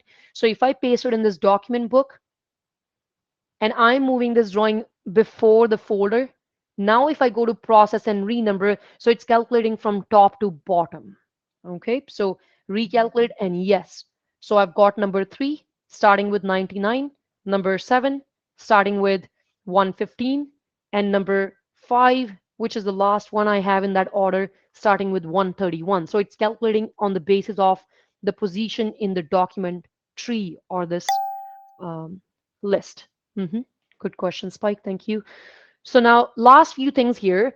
Spike would say, Vip, show me the properties of this wire. Is this the wire that's going to get into the 3D routing for me? Will I see a blue color? So, or what are the properties I would see? Right click on the wire. You would see this first button here. That's a property of wire style. This is when you want to figure out which wire style it is. Which wire did you use from the wire style when you want to replace the wire? But if you want to see the actual property of the wire, that's going to export into your report. We will generate a report in one moment here in last step.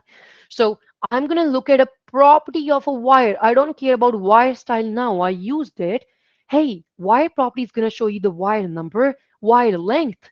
All those real properties that we are interested in should be in this wire properties section. So when you go right click wire properties, some people will say, Vip, my number is grayed out. I cannot click and see properties. It's because number would be grayed out. It might be because your connection is not completed. Let's say if I try to right click on this wire. So sometimes, oops, sometimes if I right click wire properties, if it's grayed out, it's no, you should know that your connection is not complete, which is why it is not showing you the properties of those wire, right?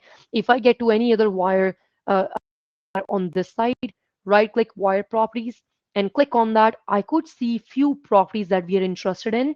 One, all the properties that you see here will be exported to the 3D cabling that you see on the 3D routing and wiring, cabling and wiring and harnessing that we will do on 3D. And the wire number is coming from here.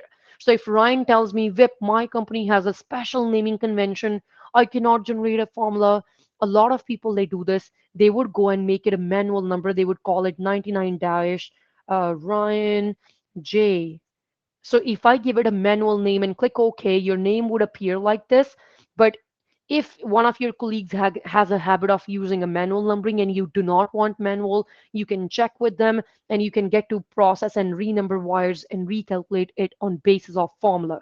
So anything you want to customize, the real actual text or prefix, suffix you want to add, you should be adding that in the formula. So we don't teach you super detail about using if statements, any special mathematical functions and formulas. We'll help you with those on tech support.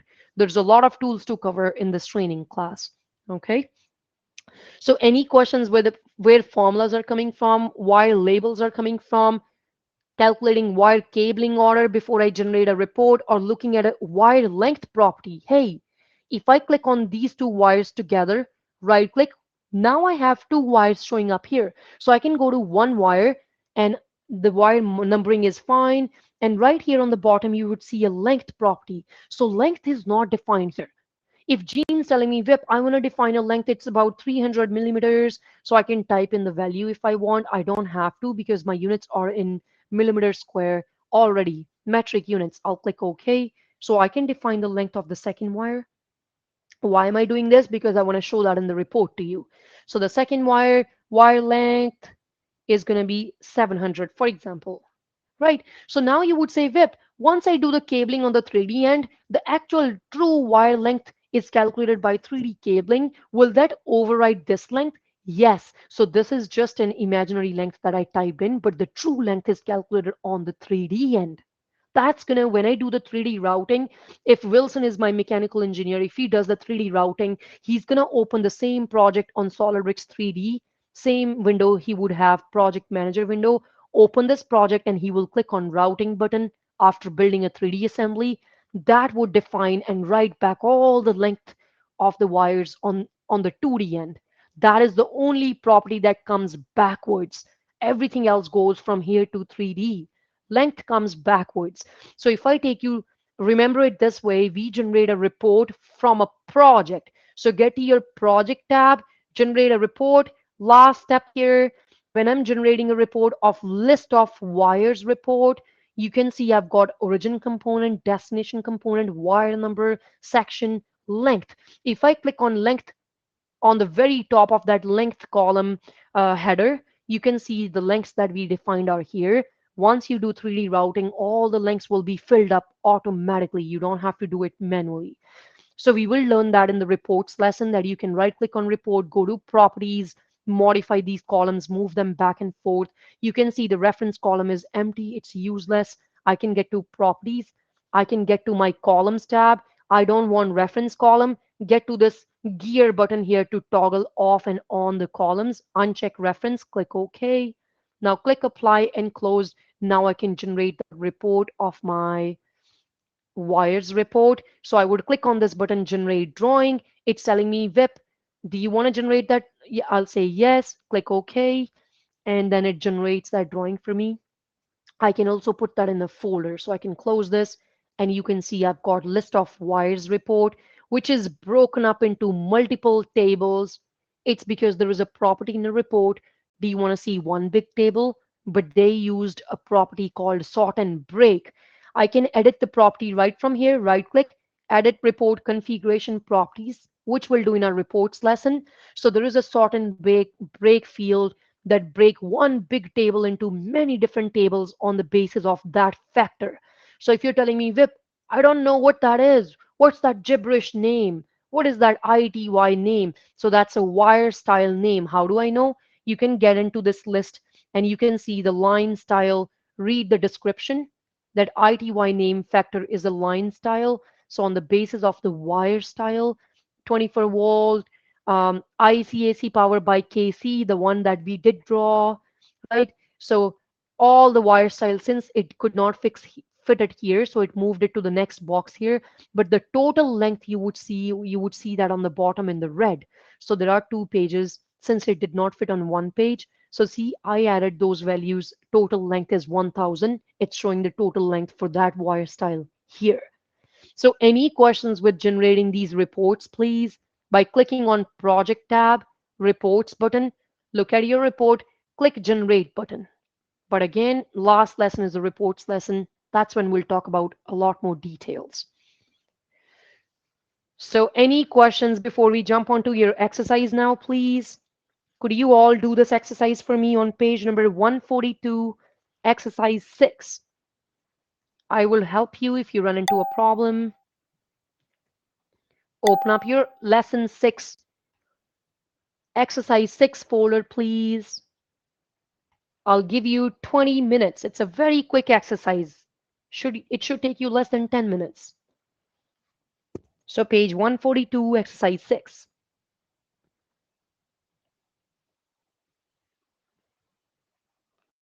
Open your lab, connect to your lab.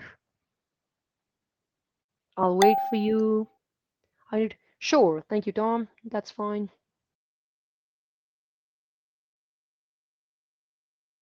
Vadim, are you okay? Did this lesson make sense to you? You're pretty quiet from a couple days.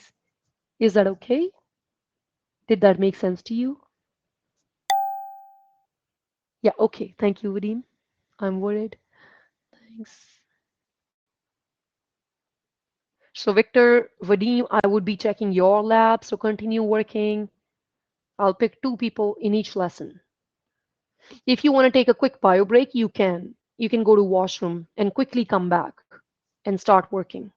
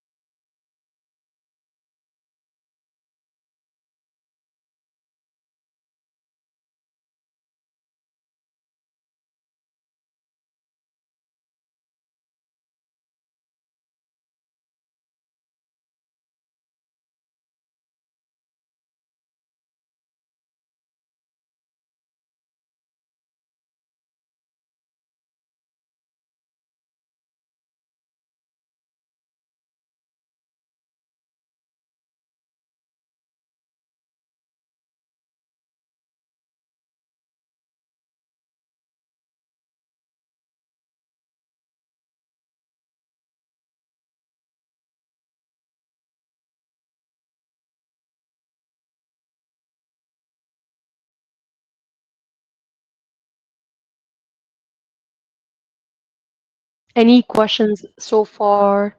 So make sure in step number one, once you open the project, get to your configurations wire style. Make sure you change your wire style to wire numbering style, not equipotential, and click apply. Please do that.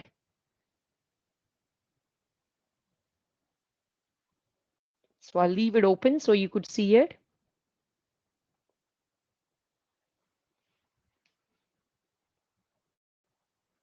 Oh, why the timer's not running?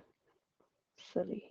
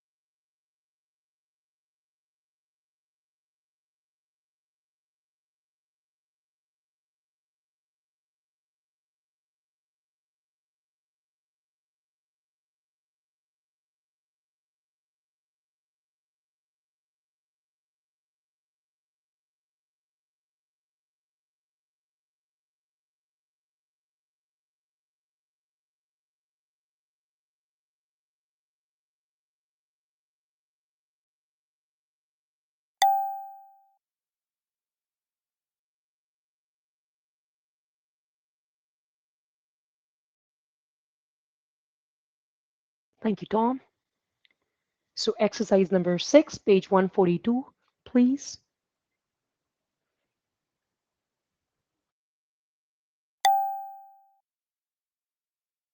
Thank you, Spike. I'm going to check your lab right now. Give me 1 second.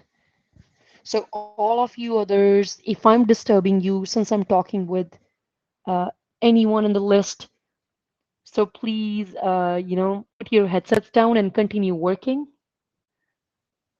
Thank you. All right.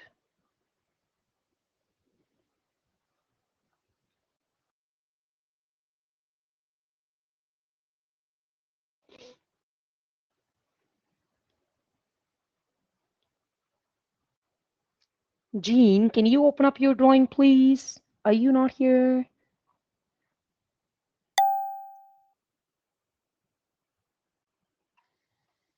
Okay, sure. Thank you, Vadim. I'll check yours in a moment. Thank you. Good. So, Spike, good job with toggling on the nodal indicator. I see the LT1 is the common component. Is that is what the last step was? So, could you quickly show me how would you change the wire cabling order if you right-click on the wire? Which wire would you click on? Sure. Awesome. Thank you. Amazing. Yep. And what wire would you click on if you want to change edit connection path? Uh-huh. Yep. So anything that's touching that Y junction out of these three, either would work. Good job. Cancel the command. Can you show me a button where you would change a whole project's cabling order direction, top to bottom, left to right? It's on the project tab. So go to your electrical project tab, Spike. Very good. Do you see that button called wired cabling order next to the cables? Go to the drop down menu, please. Click on optimize button. Optimize. This is where in the last rectangular section, left to right, top to bottom, left to right, in the cabling direction in 2D cabinet layout, you would pick it from here. Okay. Or you could do it from your configurations. Remember, anything on your configurations or anything on this project tab will be remembered in your template. So it's actually on a formula page, FX mark page, and you would see the direction, while in component numbering. Yep, right there. You got it. So either you do it here or there, it's the same thing. Both of these would be remembered in your template because both of them are on project tab. Anything on project tab saves in the template. Right, Spike? Thank you. So could you quickly generate a report for me? How would you generate a report? Project reports, and you should see list of wires report. Fourth one. Thank you. So let's click on generate. That's okay if one column is empty. Click on generate drawing and just play with it, generate it. And check on the fourth one, uncheck the last one. I hate that it asks us again that what do you want to generate? Yes, click OK. And then you can go and check your report. It would be listed in your documents list. Close, close, close this window, expand, double click. Very good. Now you would see, oh, there are some problems that we need to modify, which we'll do in our last lesson. Don't worry about this now. Okay. Thank you, Spike. Good job. So Vadim, let me have a look. Very good, Vadim. Nodal indicator appears up. Last step, LT1 is the common component. Wonderful. And can you pan to the top of this page for me, please? How would you pan on the mouse? Good job. Yay. Okay, K1 is the common component in this. Sure. So let's do a quick example now. So show me those three components together, K1, S1, and the last one. Pan a little bit towards the middle of the page. Very good, thank you.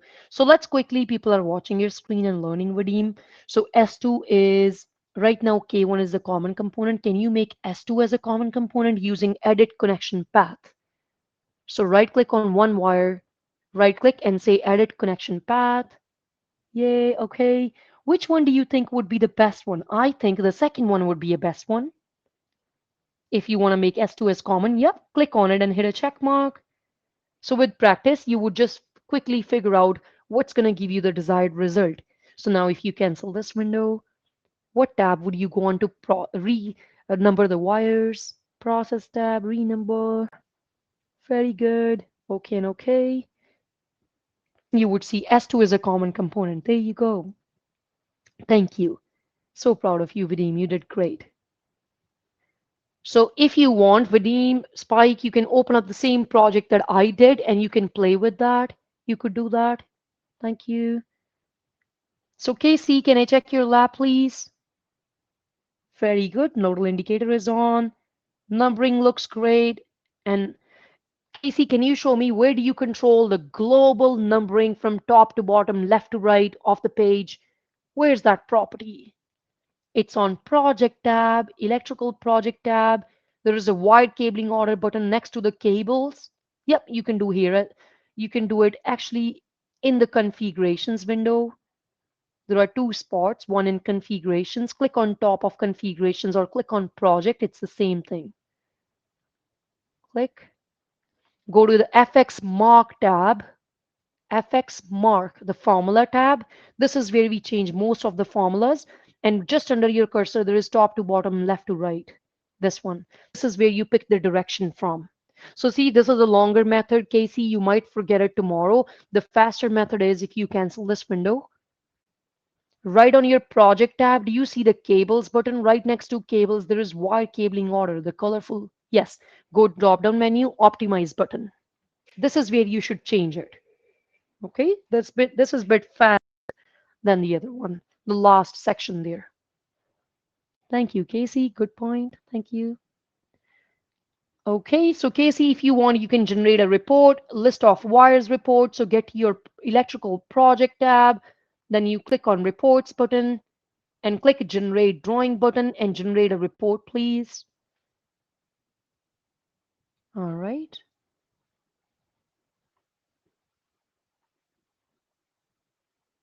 I'll give you guys a few more minutes, then I'll help if anyone needs some help.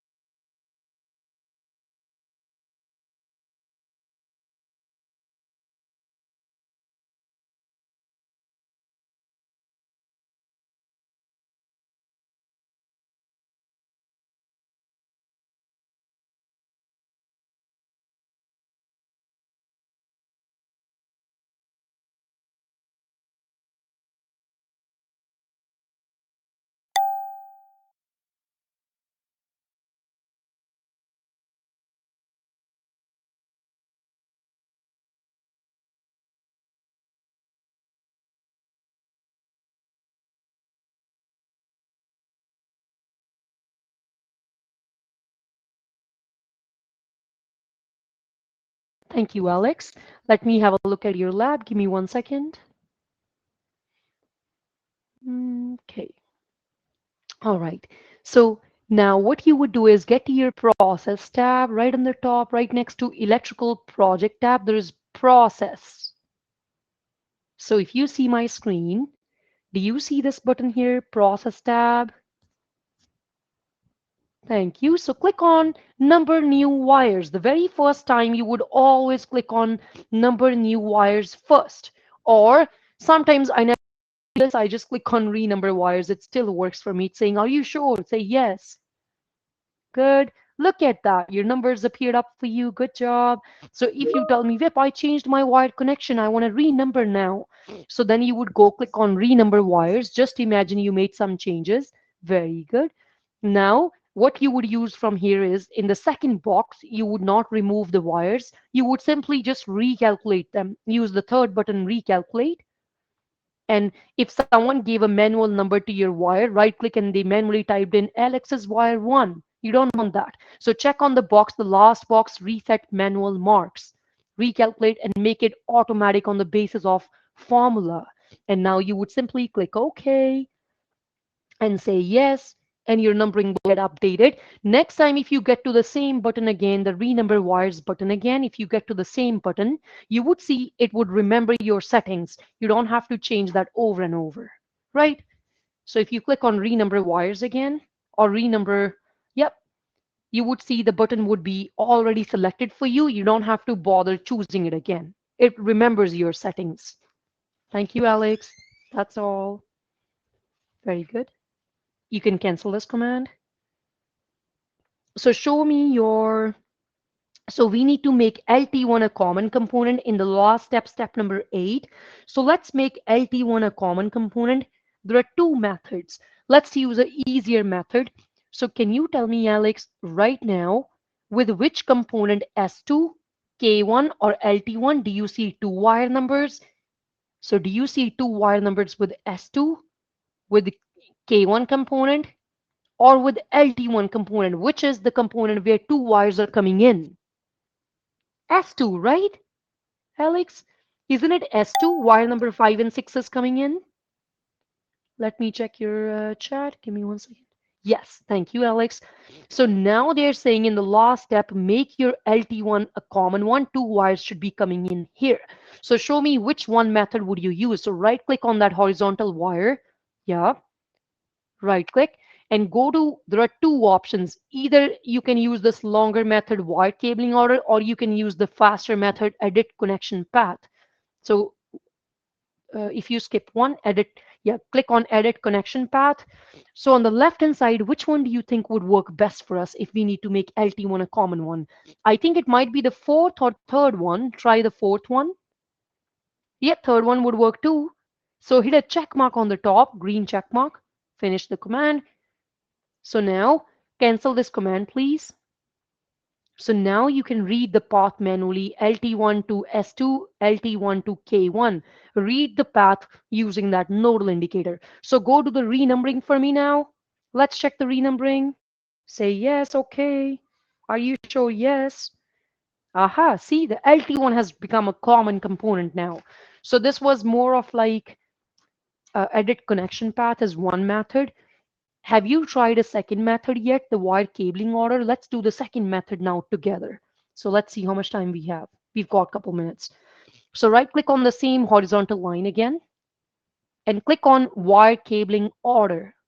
So this time I want you to make a connection in such a way. So follow the path from, so do we have S2, K1 and LT1? S2, K1, LT1. Yes. So can you use the step number 4? I want the connection that way. So connect S2 to K1, K1 to LT1. So K1 will become a common component. So in the first line underneath, so this is your shopping basket. You're picking things from here and using it. So you would drag and drop and use them from here. So you have your wire number 5. Read the bottom section first, please, Alex. Wire number 5 is starting from S2 going to LT1. So we need to replace LT1 with K1. So grab your K1, which is the first one, Replace the first wire's destination box. Very good. So now for the second one, I want K1 and LT1. So it's already good. It's already using K1 LT1. Click OK. Now renumber your wires to refresh it. Renumber, okay and okay. Just to be sure, now you can see the K1 is a common component. It's showing the two wires. So you have two methods. You can pick one or the other, which works best for you. Okay, thank you. So Alex, could you close both these projects, please? I can see you have lesson 6 and both the lessons open. Once you're done, right click and close both the projects. Thank you. Alrighty. So next lesson is our cables lesson. Please give me a smiley face if you're happy with the wires so we can jump into our cables and bundled wires. How to manage bundled wires or cables with the real cable part numbers. This lesson is a lot of fun. It's pretty easy and it's pretty short as well. All the other lessons are very short today. This was the longest lesson for today. So give me a thumbs up, please, if you're on your desk. I need to see you're here before in the meantime, I'll extract my project. Okay, thank you. So Victor, can you tell me, please, I do not have a proj.tew zip file for my lesson number 7. So all of you, you can flip onto your book, lesson 7, page number 145, cables lesson, or we should call it cable references, right? So bundled wires put together, cable references, cabling lesson, page 145. We'll talk about everything to do with cable references. So if I show you my lesson, anyone can answer this for me. In my training files, in my schematics, lesson number 7, case study. Hey, what type of file is that? Is that a project or is it an environment? What do you think? Victor, can you answer that, please? Ping it in the chat if you do not want to unmute. Yes, absolutely. It's an environment. Thank you, Victor. So how can I open that environment? How would I extract that file? Which button should I use? Should I use the project manager unarchive button or should I use unarchive environment button? Environment button, right? It's an environment. So I'm going to close this window. And then you would say, Vip, why are they giving you an environment? Maybe along with the project, they want to give me some another manufactured data. Maybe they want to give me some cables data and put it in my library. So I'll say, let's open this environment from lesson 7, unarchive environment, extract it. So don't click with me, just watch, ask me questions, please. So I'm going to click next. It's telling me VIP. Not only I'm bringing in one project for you, but I'm also bringing one cable reference for you. That's what I need. I will be using that in this project. Like I said earlier, don't bother looking at profiles, groups, class, system data. That's all the backend data. I'm only worried about projects, symbols, cable references, manufacturer parts, 4 main items, and also title blocks. Okay. So the next one here. So now it figured out VIP. You have this lesson already, which is why I'm set to do nothing. I want added for you. I'll say, hey, no, give me a fresh copy. Keep both. Give me a nice fresh copy. So I'm adding a duplicate copy. It already compared with my project manager list and said, Vip, you have this project. So it was set to do nothing. It wasn't adding that project for me, but I want it. So I'm keeping both, adding a fresh new duplicate copy for me. Okay, so I'm going to go next now, and it's adding a lab manufacturer company's cable reference cable for me. So I'll say, okay, fine, finish, finish, finish. So now it's going to give me no report. It only, oh, look at that. So it said that I have already added one project for you, but it did not add any cable for me because that cable was already in my library. It did not add it for me. If that cable would be missing, then it would say added one. It would add that one new fresh cable reference for me, right? So I'm going to find this project now. Where is it hidden? Where has it gone? So who's going to tell me? Tom, can you help me please find that project? Where is it gone now? Where can I locate it? The project I just extracted. using environment, project manager. Yeah, go to electrical project. Yes, okay, so I'm in my electrical project management or manager. So why don't Yes. I see it here? Number 7. Where did it go? Remember, anything I recently opened up on this computer actually opened up in the Documents tab, opened the drawings. I would see in the Recent tab. Anything that I extracted using an environment, it stores in all projects list. Let's say, Tom, you and me are working together. If I'm on vacation for a week and you would create any projects, when I come back, I would not find the projects on my computer in the recent list. I have to get to all projects list to see what my colleague or what you have created, right? So recent is only anything that I opened up on this machine. So now I'll get to all projects, locate my lesson 7 project, open it up, or right click open, or double click open. Thank you, Tom. Thank you for your patience. So now when I open this project here, I'm going to go ahead and open my drawing number 3. So this is a mixed scheme drawing. Double click open or right click open. Hey, if you look at my mixed scheme drawing, you can check it out. The icon itself, it's a mixed scheme. It's a combination of line diagram and schematic symbols. So both the designs, both the diagrams are given on the same page. Another thing I notice is that is different. Right away, two different tabs showed up for me on the top. One is schematic tab, second one is a line diagram tab. So now I can use symbols from schematic tab, schematic symbols, something like this, or I can use line diagram symbols, which are these symbols here, the line diagram symbols from line diagram tab. It's a mixed scheme drawing, which is why in your exercise number 3, when you went to insert symbols using your component tree, when you were right clicking and inserting a symbol, it would always ask you, hey, do you want schematic or line diagram? Why? Because you were on a mixed scheme drawing, right? So now let's talk about cables. So first of all, let's say if Gene tells me, Vip, there are about 10 cables that we often use. I want to store them cable in my those cables into my template. So next time I start a new project, I don't have to waste time finding all those 10 cables again from the library. Can you store these cables for me in the template? Yes, you can. So remember, I told you anything you do on this project tab, anything, everything will be stored into your template, even your wire cabling order from the last lesson. In the same way, this is your cables manager. So you can add cables for this project. Anything you do on here, it's a property of this project. If you save a template, all the properties from here will be saved in the template, just like your locations, functions, your configurations, your units, your formulas, and all your components tree and the pages or documents tree, all 3 tabs save into your template. So I'm going to store my cables in this cables manager here. So I'll click on this button, cables. In my lesson right now, I have no cable. None of the cables are stored in my template for this lesson.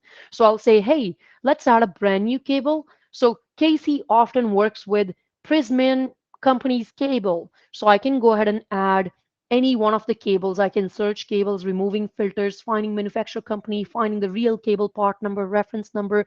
I'm just going to grab any random cable for now.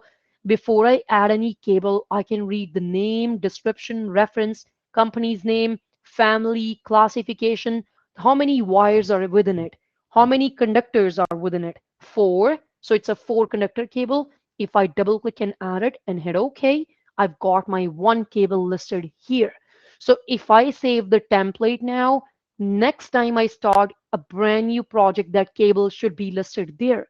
So if I start doing the cabling now, so right now I've got this title block, I apologize, my terminal block, and I've got my sensor B1. I have this special line that had drawn here. It's a cable line. Then you would say, Vip, how do you know it's a special cable line? How do you know that it's not a dumb sketch line like this? So you would right click on it. You would see the buttons. Now it belongs to the all the cable properties now. Last time in the last lesson, when we right clicked, we saw some wire properties like this. All the wire properties. This time we are seeing more of cable properties because it's a cable line. How did I draw that line? Who remembers that? So if I delete that cable How can we draw it again? What tab should I use? It's a line diagram drawing diagram here. So which tab should I use on the top to draw a cable line? Who remembers from lesson 3 or 4? Line diagram. Absolutely. What button should I use? Draw cable Draw cable. button. Thank you, Tom. Great answer. So I'll click on draw cable. It's asking me, Vip, do you want red cable, blue, green? I don't care because right now this is not the point. I'm telling them what are the realistic, real life properties of my cable. I'll do that in the next step. Right now, I'm just drawing this dumb line or a special cable line. So click, click. Like I said earlier, don't bother zooming on it, grabbing the borderline of it when you draw it since you have your object snap or which is the last one on, your snap is on, your ortho is on, you can toggle on the grid if you want. So I'm not going to bother grabbing it. I can stay anywhere within the box. It grabs the borderline automatically. So I can do click and on this side bring it in the box. Don't zoom on it and try to grab a borderline of it. As long as you're within the box, you can do a click method and draw this line, hit escape, close the property manager. So right now you can see my connection dots are missing. I don't see the connection dots here. How can I toggle it on? Vadim, can you help me please? You can say it out loud. How can I toggle on my little red connection dots for my symbols and my cables or wires on this mixed scheme drawing? Or anyone else who can answer this? Anyone else other than Tom and other than Spike? Ryan, can you answer that, please? Where can I bring in my connection dots from? Lesson number 1. Configurations. Project tab, configurations, click on top of it. Graphics page, your connection dots are set to never show them, but we want them when my connection is connected, when it's secure. So I'm going to hit apply and OK, and I can see little connection dots show that now my connection is secure. If you're going to leave a cable like this, and then on 3D, if Wilson starts to do the 3D routing, he's going to say, VIP did not do a great job. She did not design it properly because when I con route cables, it tells nothing to route because you did not finish the connections properly, right? So I'm going to do Control Z, connect it back, or I can redraw this cable again. So you should see connection dots so your connection is secure. But if you notice, right in my schematic symbols, I don't see the connection points at this point. Can you tell me why, even though they are toggled on? What did we learn in last lesson? So why don't I see the connection dots in my schematic symbols? Let's say in this motor symbol. Depends on the Why? manufacturer data, or you can turn them off in the symbol. Ooh, yes, thank you, Gene. So it's an actual symbol DWG. I have to open a symbol drawing, open my symbol drawing or DWG file. There is a property of a symbol. So manufacturer part property is something else. That's a real life part data we'll define after. Right now, it's just a dumb drawing. So this drawing has a, but great answer, thank you. So this has a option here to display connection points is toggled on. So I did toggle it on and saved it in the library at some point. Maybe my symbol is not updated. So how can I update this symbol, Ted? Can you answer that for me, Ted, please? So when you cannot think of anything, right click. So Ted, how would I update the symbol? Sync it with the library. That's what we'll learn in detail in next lesson, symbols lesson. Ted, are you with us? You can ping me a message. How can I update this symbol? Give me a thumbs up if you're here though. I can show you how to update it. We didn't learn about it. Yeah, thank you, Ted. So I would right click on the symbol. If, let's say, you and me are working together, Ted, and you get into my library, we are working on a shared library for one company. If you get to the motor symbol and if you open up the motor symbol and you open it up, you change the color of the text. You can change this now. If you changed any colors, you changed any other shapes, properties, anything, you toggled on the connection points and you saved your work. So when I would use this symbol, you would say, VIP, I modified a symbol for you, saved it to the library. Why didn't you update it? So then I'll say, yes, Ted, let's update it now. Right click, go to symbol, update symbol. It will tell me, VIP, The motor symbol is not used at once in your drawing, it's used several times in your project. Do you want to update only the selected transaction, or do you want to update all the similar ones in this drawing? So I'll say update all the similar ones as well. There's another one here. So I can say, please update them all. Aha, see, I do see my connection points here now. Somehow I've lost my tag. Maybe the tag that I was looking at, this is some different tag, a manufacturer company's name, part number, reference number. I think I was testing something for one of our clients. I want to show an actual tag, which is the most important tag, the component mark. Is it my first motor, my second motor, third motor? So component tag is missing. Let's show that now. So right on my edit symbol tab, insert attribute, I don't care about long component mark to show location function. I want a short mark, second one. I check it on, click OK. I want to show my motor tag. I'll put it right underneath the motor or maybe on the side here. So these tags are not showing now. I can put it here, right? So now I can save my work and come back to my symbol, update the symbol. So right click, symbol, update symbol, all of the transactions, and I see my tag M1 motor, M2 motor symbol. Okay, so any questions with showing connection dots, updating the symbol, and how to draw a cable line in the line diagram, or how to store a cable into your project template, which I did here.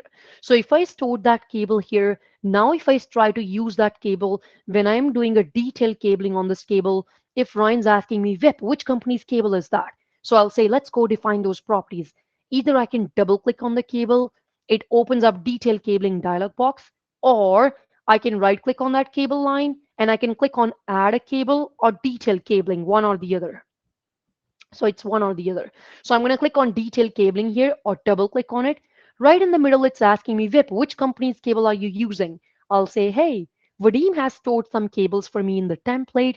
Let me not waste time, add a brand new cable from scratch, search it from the library. I'm going to use my reservation, my reserved cable cores, and I can click on this button here, use my reserved cable, expand my lesson, check it on, use it from my template, and hit OK. So I've added a cable here like this. So any questions with using a reserved cable, please using this button, course reservation, and expanding it and checking it on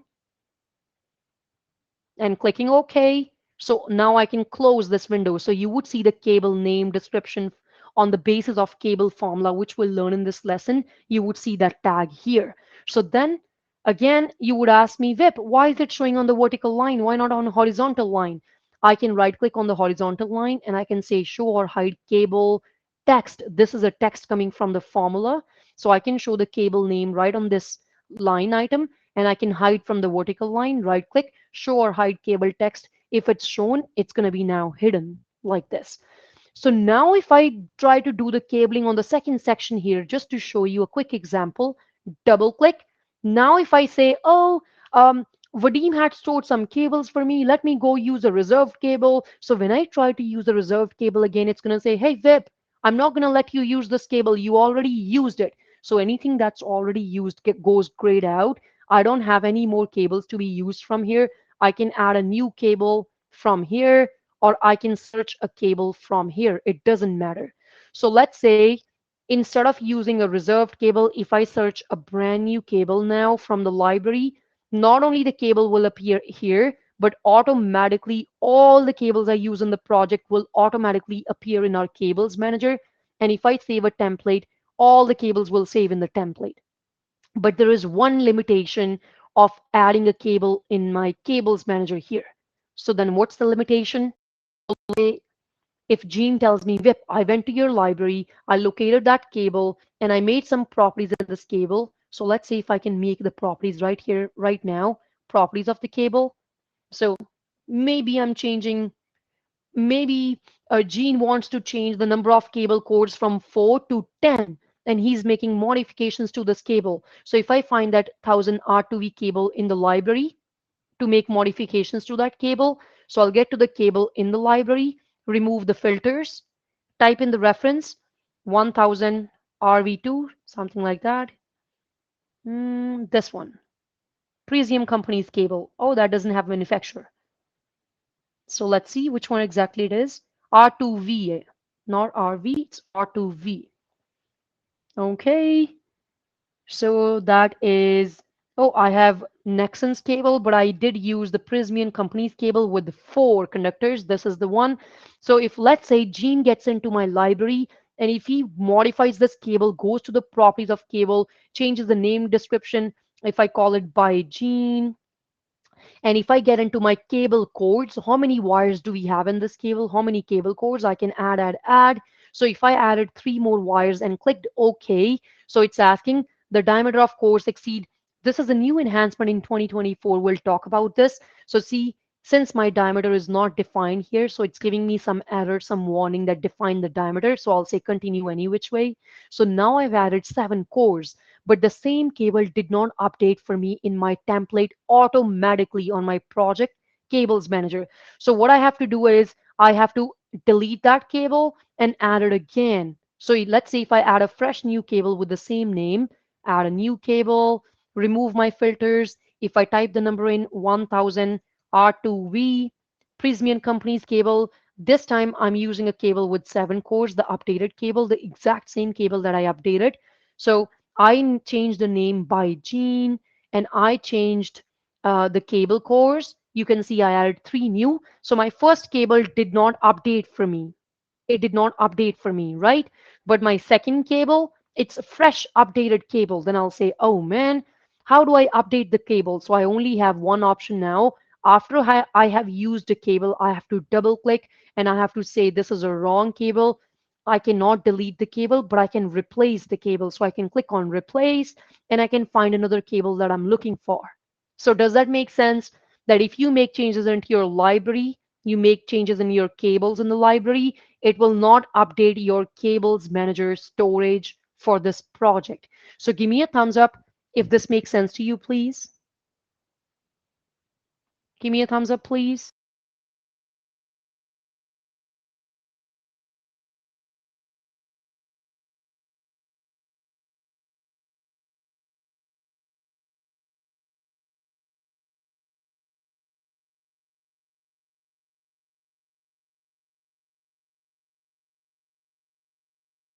Awesome, thank you. Good.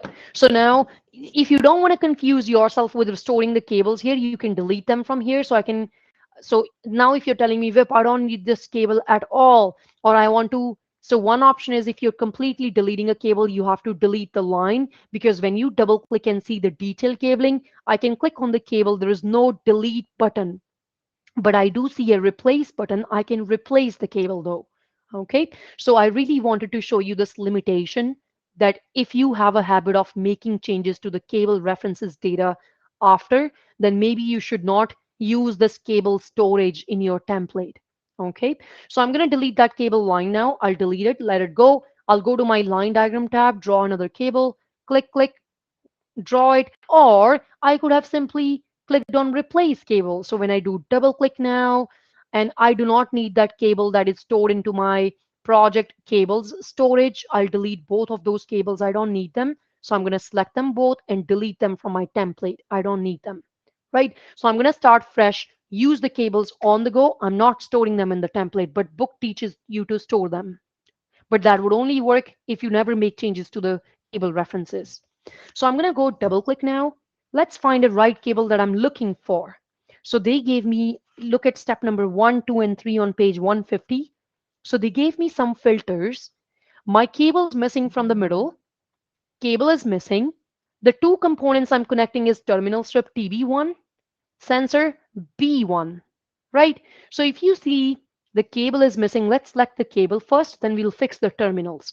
I'm going to say reserved right now. I don't like to save in template. I'm going to add a brand new fresh cable from my library, remove filters. They gave me a cable family. I can select a family filter here. Some people will say, Vip, I don't see a family. So by default, you might see one of these sections minimized.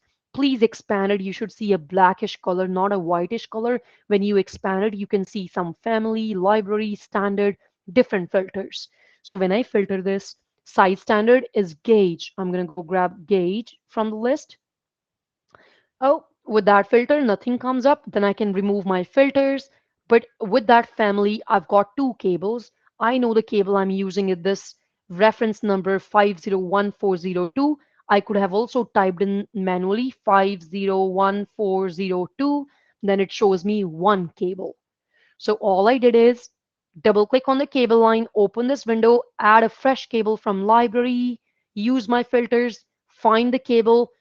This cable is bringing in two cable cores, two wires within it, two conductors within it. So look at the size, manufacturer, family, class, all the properties. Click on the plus sign, add one cable. If you need the same cable many times, you can add two more. So now I'll have total of three cables. You can see my quantity has now changed to three when I click on plus sign. So if I click OK, but I don't want all three cables in here in this transaction when I'm connecting terminal strip and my sensor, then I'll say, hey, I only need one cable. So I'll remove that. I'll change my quantity to one, click on it. Either I can double click or I can click on green plus sign, add one cable.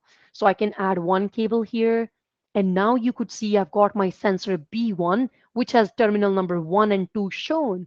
When I click on terminal 1, aha, see, it shows me a picture preview. It says, Vip, you're lucky. You have terminals here because you added a schematic diagram before. So schematic diagram had terminal 1 and 2. That's what it's showing here, 1 and 2. But for my terminal strip TB1, you can see for sensor B1, we showed a line diagram. For terminal strip TB1, we showed a line diagram. But also for sensor of B1, when I click on it, I can see a picture preview of a schematic symbol. So schematic symbol is what participates in your circuits, what participates in your terminals.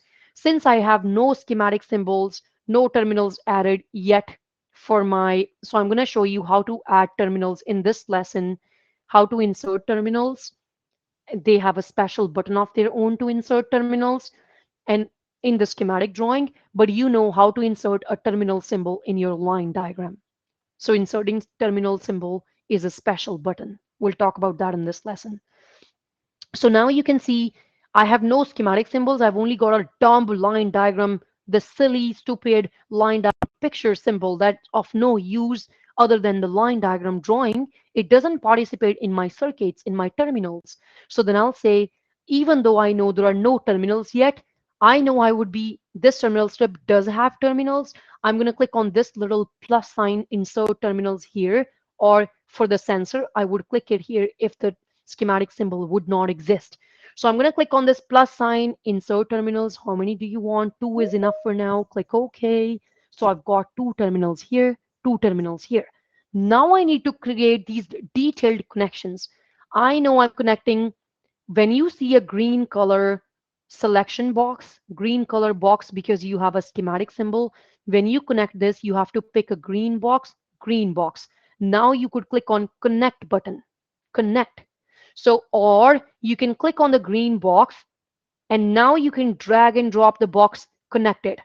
Or if I made a mistake, I can click on two boxes together, what I connected, then I can say disconnect codes. I made a mistake, disconnect it. So now I can also start drag and drop from this side to the other side. So drag and drop works either way. So there are different ways to do this. But if you've got a list like this and you don't have a green selection box, then in the green box, I chose the green box. If there is no green box, I'm going to choose a box under the terminal sign. So I'm picking 1, holding control 2. If I have 9 or 10, I would hold shift, select all of them, then drop the first one in the first one. It connects all 10 of them in one sequence, in one click. So give me a thumbs up if it makes sense to you. Why did I insert terminals on my terminal strip using this button? How the connections worked by using connect button or drag and drop. Disconnect worked by multi-select select, and I can click disconnect course. Ryan, Alex, Victor, does that make sense to you now? We'll do a couple more examples. Yeah, thank you. Ask questions if you have to. So now you see, I added a cable, I created a detailed connections. Now I can close this window. So right away, the same thing happened. Somehow it likes to show the cable on the vertical cable line. I'll say, please hide it from here, right click, hide cable text.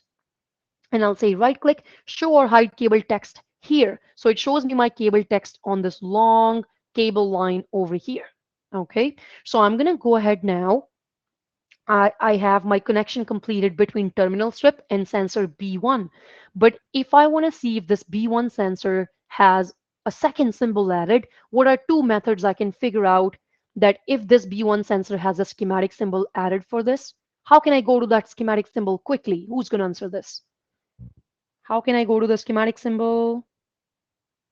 Please tell me. For the sensor B1 component, I want to see what's the second symbol added.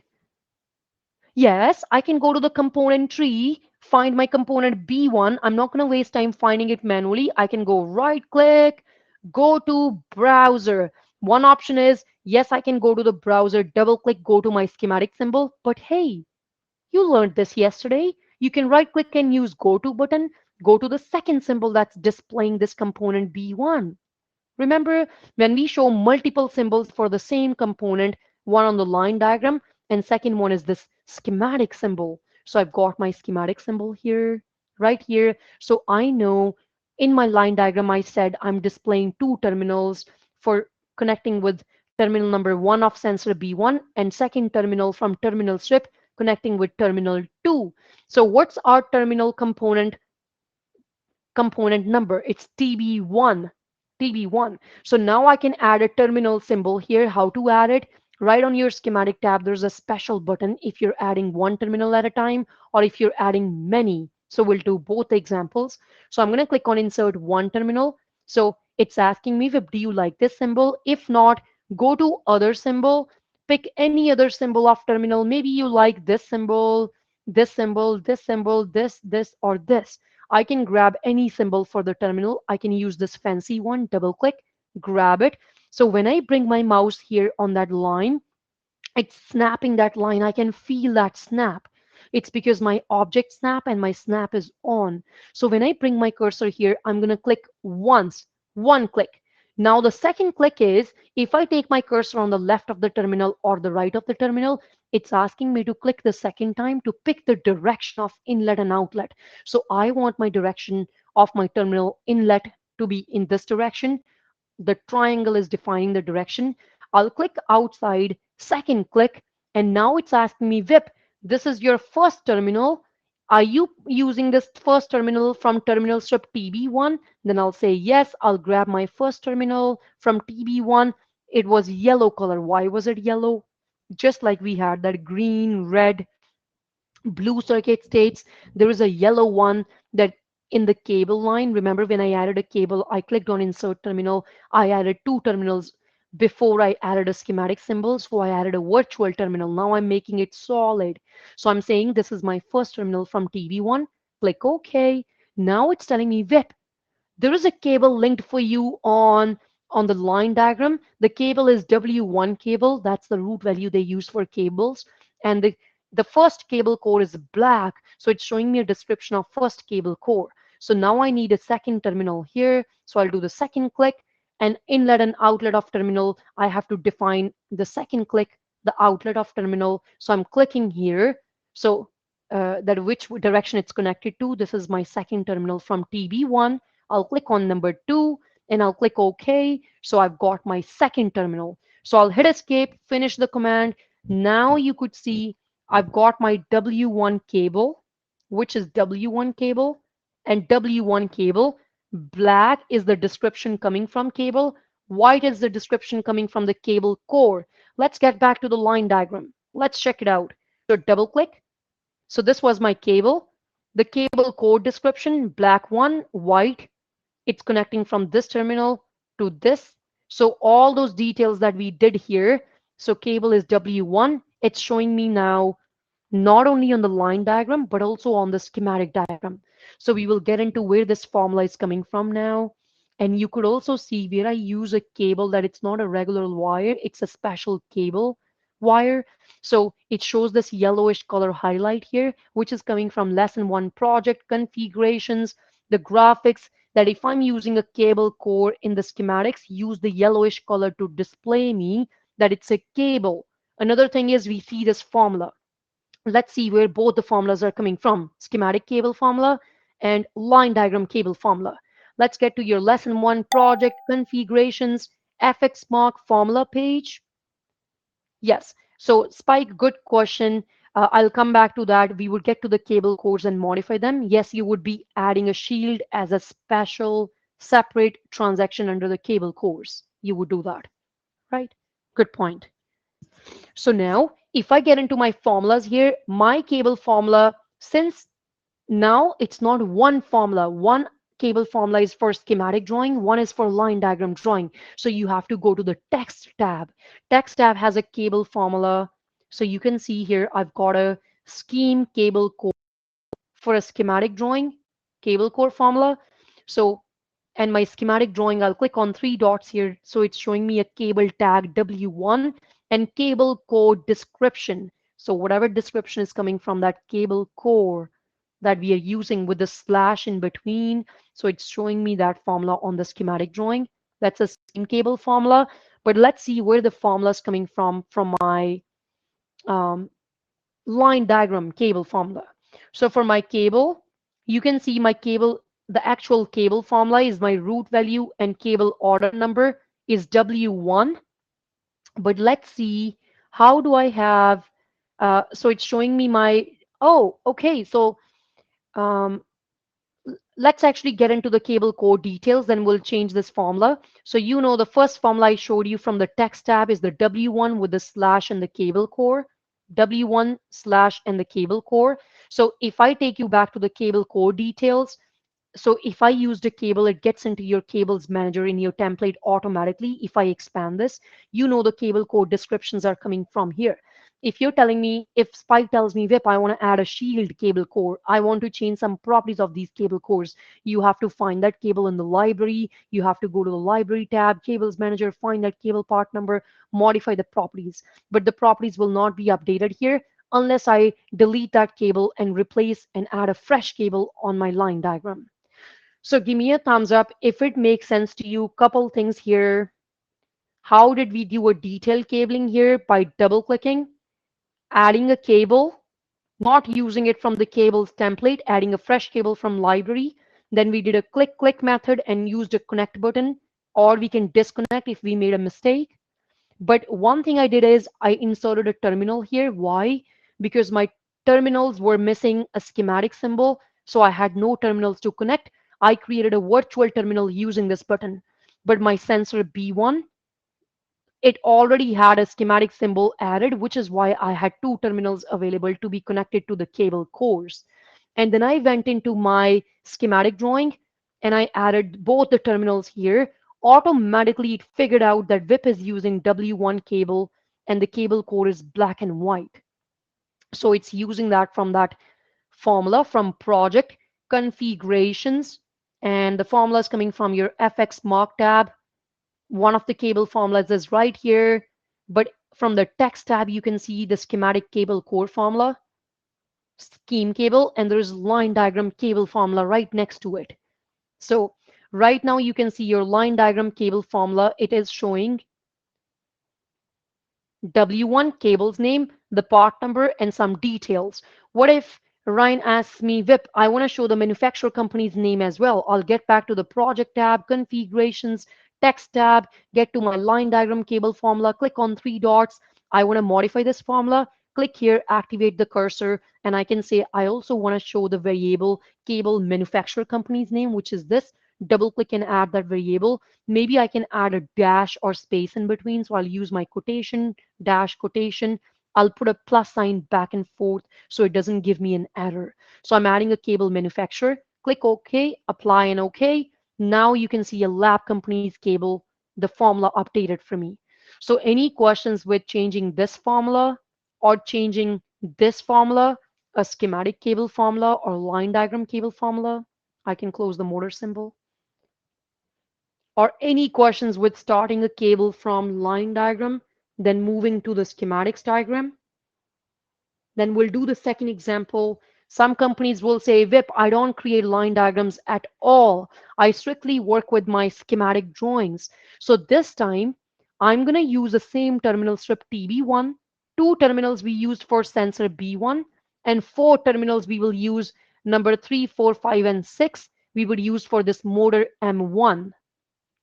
So can anyone tell me, when you look at these two pictures or two symbols, this one and this one, are these two motor symbols representing the same motor? Yes or no? Are they representing same motor? No. Okay, thank you. Spike, anyone else? Thank you. So who's going to answer why it's no? Why is it not showing the same motor, even though this is motor symbol, this is motor symbol? What's differentiating them? What's different in them? M1. Absolutely. Yes, thank you, everyone. It's the motor component mark. So let's say if I take an example, if I've got these two motors here, do you think these two motors are different? Yes. Why? Because we've got different marks. So one guy answered to me in one of the previous classes. So in one of the examples, few lessons today, if I have a ABB company's motor part number A123, and this symbol is showing the company's name and the part number both for the motor. And if I have the same company's motor ABB and part number A123 shown here, when I ask people, hey, is this the same motor? They'll say yes. I mean, the manufacturer company part number is the same, but I bought two separate motors for two different purposes, right? So what's separating them? What's differentiating them? The component mark. So in my bill of material list, it's going to show the same part as quantity 2, but it's going to show M1 mark and M2 mark with comma in the component mark column. That one motor is for M1, second one is for M2, but they're two separate motors, two real life separate motors. Absolutely. So I would be, my BOM list is going to show two quantities, two instances of the same real life motor, same part number. But these are two separate motors. M1, M2 is what differentiates them. You have to look at component tag. You can call it component tag, component name, component identifier, component mark, right? So next time when I ask you this question, I don't want to hear F1, F2. I want to know what's differentiating them. You have to say component mark, component tag, component identifier. Pick any one word that you love out of these all. Whatever you want to call it, as long as you call it component tag, mark, identifier, name, anything you can pick. So now you can see I've got these two different motors, but I want to connect it with this motor M1. If I right click on this, I'll say, hey, this line diagram has a schematic symbol. Let's go to click on this and right here. So you can jump to one symbol, to a second symbol for the same component by right clicking and go to schematic symbol or line diagram symbol. From the line diagram, I can go to schematic symbol. So why did you forget this? We did this yesterday, right? Why did you forget when we were doing it for sensor? Or I can find that component in the tree, M1 motor here. I can double click, go to my schematic symbol, double click, go to my line diagram symbol. So this time I'm going to do the cabling in the second example. I'm going to use my same terminal strip TB1, four terminals, next four terminals connected to this motor. First two terminals were connected to the sensor B1, right? So this time, I'm not starting from the line diagram. I'm going to start from the schematic diagram, which is here. So the first thing that comes to my mind is my terminal is missing. I need to insert terminals first. So I'm going to go to my schematic tab. It's a schematic diagram, schematic drawing, or mixed scheme drawing with the schematic diagram. Go to schematic tab, multiple terminals. Last time I inserted one at a time. This time I need n terminals, many. When I'll click on this button here and terminals, it's asking me, Vip, do you like this symbol? I'll say no. Show me other symbols. Maybe I can use this beautiful black one or the same one we used before. Double click and use this. So this time I want to draw four terminals in one click. So I'm going to click once here on one wire, one click. Then now I'm going to do the second click and I'm telling them, so it's drawing this axis line, a construction line. So now I did a second click, I can feel the snap. So in last example, when I did draw one terminal, I had to click only two times, one click to drop it, second click to define the direction. This time I clicked it thrice, beginning of the line, end of the line, Now I'm third click is defining the direction of inlet and outlet. If I'm on the left of the line or right of the line, so I want my inlet direction to be this way. So I'll click outside, grab that direction, and now it's asking me, VIP, are you creating a brand new terminal strip X1? I'll say no, I'm using same old terminal strip TB1 I used before. So I'm going to go find that TB1. If your list is very long, you have 2000 components, you could use this filter. You can type in here. So in 2023 and 4 there is a new enhancement. If you have a long components list, don't waste time finding components one by one like this. You can type in the filter here, right? Or now we have these little beautiful filters that show me only connectors, only PLCs, show me only terminal strips. So if I have only components, I'm looking for motor M1, I would type in M. All the M items would appear when I would click next, next, next, like this. But in my case, I want to link these four symbols with a terminal strip. I'll go to my terminal strip filter. I don't have to bother typing in here X1 or T1. I would look at my terminal strip. I'll say, yeah, that's TB1 I'm using. So automatically for TB1, when I select this, if you expand it, you can see number 1 and 2 are already used for the sensor B1. The next 4 would be used for the motor. So I'm going to grab TB1, click OK, not once. So I'm not going to waste time. Click OK for TB1 4 times. I have 4 symbols, 4 terminals. So I'm going to say click OK to all. So now it says if I hit escape, close the property manager, so you can see it made that silly mistake because I was showing you a motor example in between. So it picked M1 somehow for the numbering convention, but I wanted to see number 3, 4, 5, and 6. So what I'm going to do is I'll quickly delete that terminal. If you have to, select them, multi-select, hit delete. I would draw it again, schematic tab, insert end terminals. Oh, did I click the whole wire? So I'm going to do undo, undo, and bring it back with no terminals. Otherwise, I would have to delete. So if I go next, do a redo, I had to delete one terminal at a time. So one, I have to hold control, click, click, click, click, and delete the line itself. I'm deleting it manually instead of using Windows direct selection, right? So now I can say insert multiple terminals, same thing. One click, second click, third click, defining the direction. What are you using? Terminal strip TB1, click OK. This is where you would see the numbering. The next one is number 3 because 2 of them I already used. Since I was showing you picking a motor M1 from here, somehow it used a numbering from M1, which is weird. So I'm going to click OK to all. Hey, hey, now I see number 3, 4, 5, and 6. And it did draw that construction line, that axis line for me. But when I'm drawing the number of terminals and terminals, there is a button here. I can uncheck that line if I don't need it, uncheck axis line, or I can delete it after. So click and delete, let it go. So now I've got 3, 4, 5, and 6 touching my motor M1, motor component M1. So any questions with adding the terminals, please? Any questions with this? I'll give you a minute to think.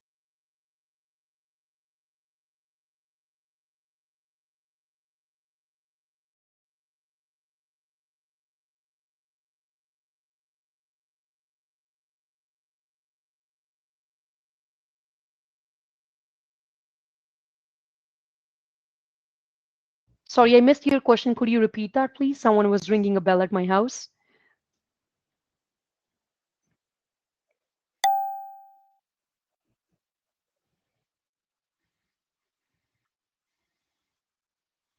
Yes, the triangle is defining the inlet and outlet direction. That's just like a construction triangle. It's defining the inlet or outlet of your terminals. That which direction do you want? Is that what you're asking? So your voice, yeah? Do you want me to delete and add it again? No, you cannot. That's just like a construction. Yes, you cannot display it. Yes, we will learn that in the symbols lesson that you can open up each symbol one at a time. And when you define these symbols, you can define the incoming and outgoing transactions. We will define that if it's incoming transaction for that connection point that we are defining, we'll learn that in the symbols lesson. But no, you cannot show that triangle right now, as of now here. You can't. Okay, good. All right. No problem. Give me 1 second, please.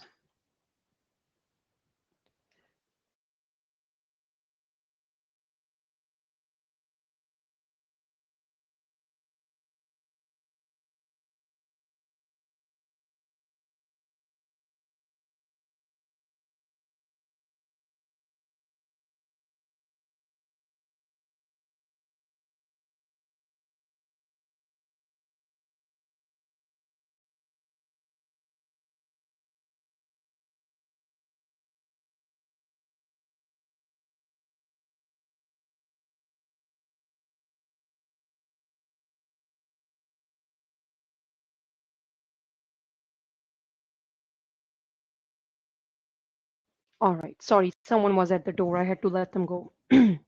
Good. So once your terminals are now added here, so I have to do the cabling here. I have to just do all the cabling that we did. We started last time from the line diagram, went to the schematics. This time we have to start from the schematics and go to the line diagram. How do we do?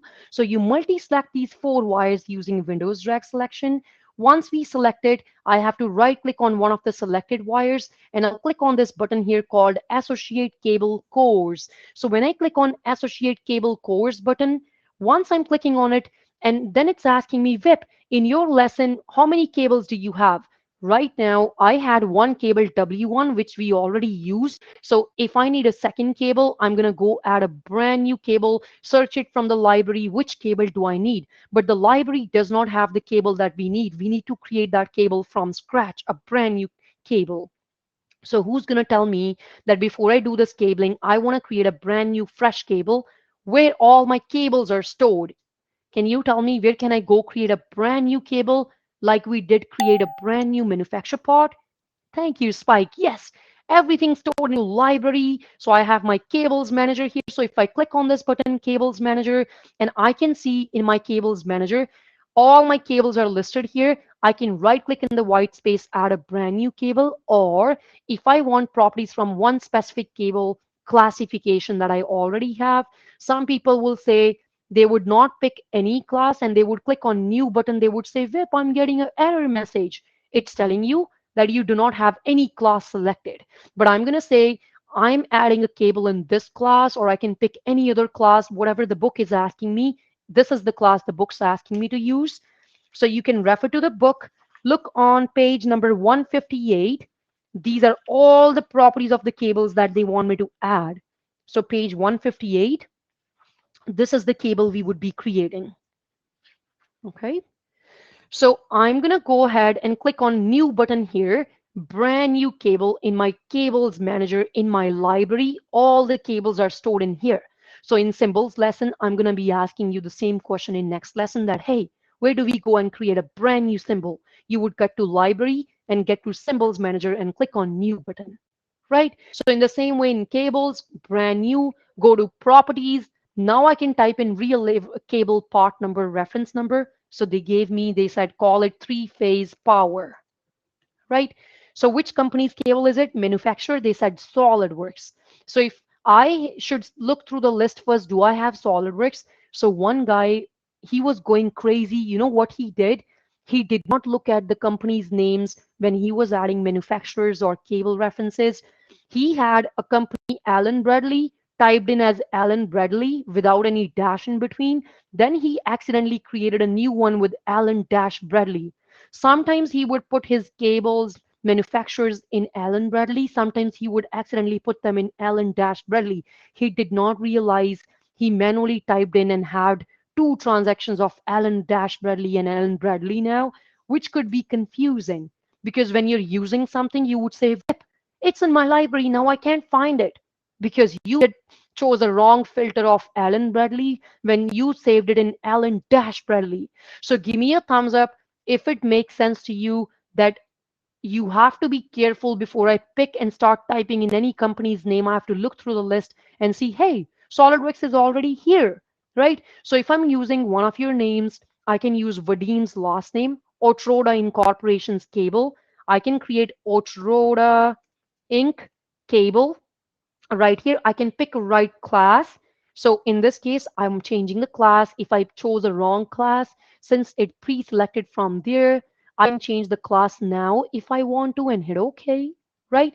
So which library? Let's put it in Gene's Mercer library. So I'm going to click M on the keyboard, put it in my Mercer's library here.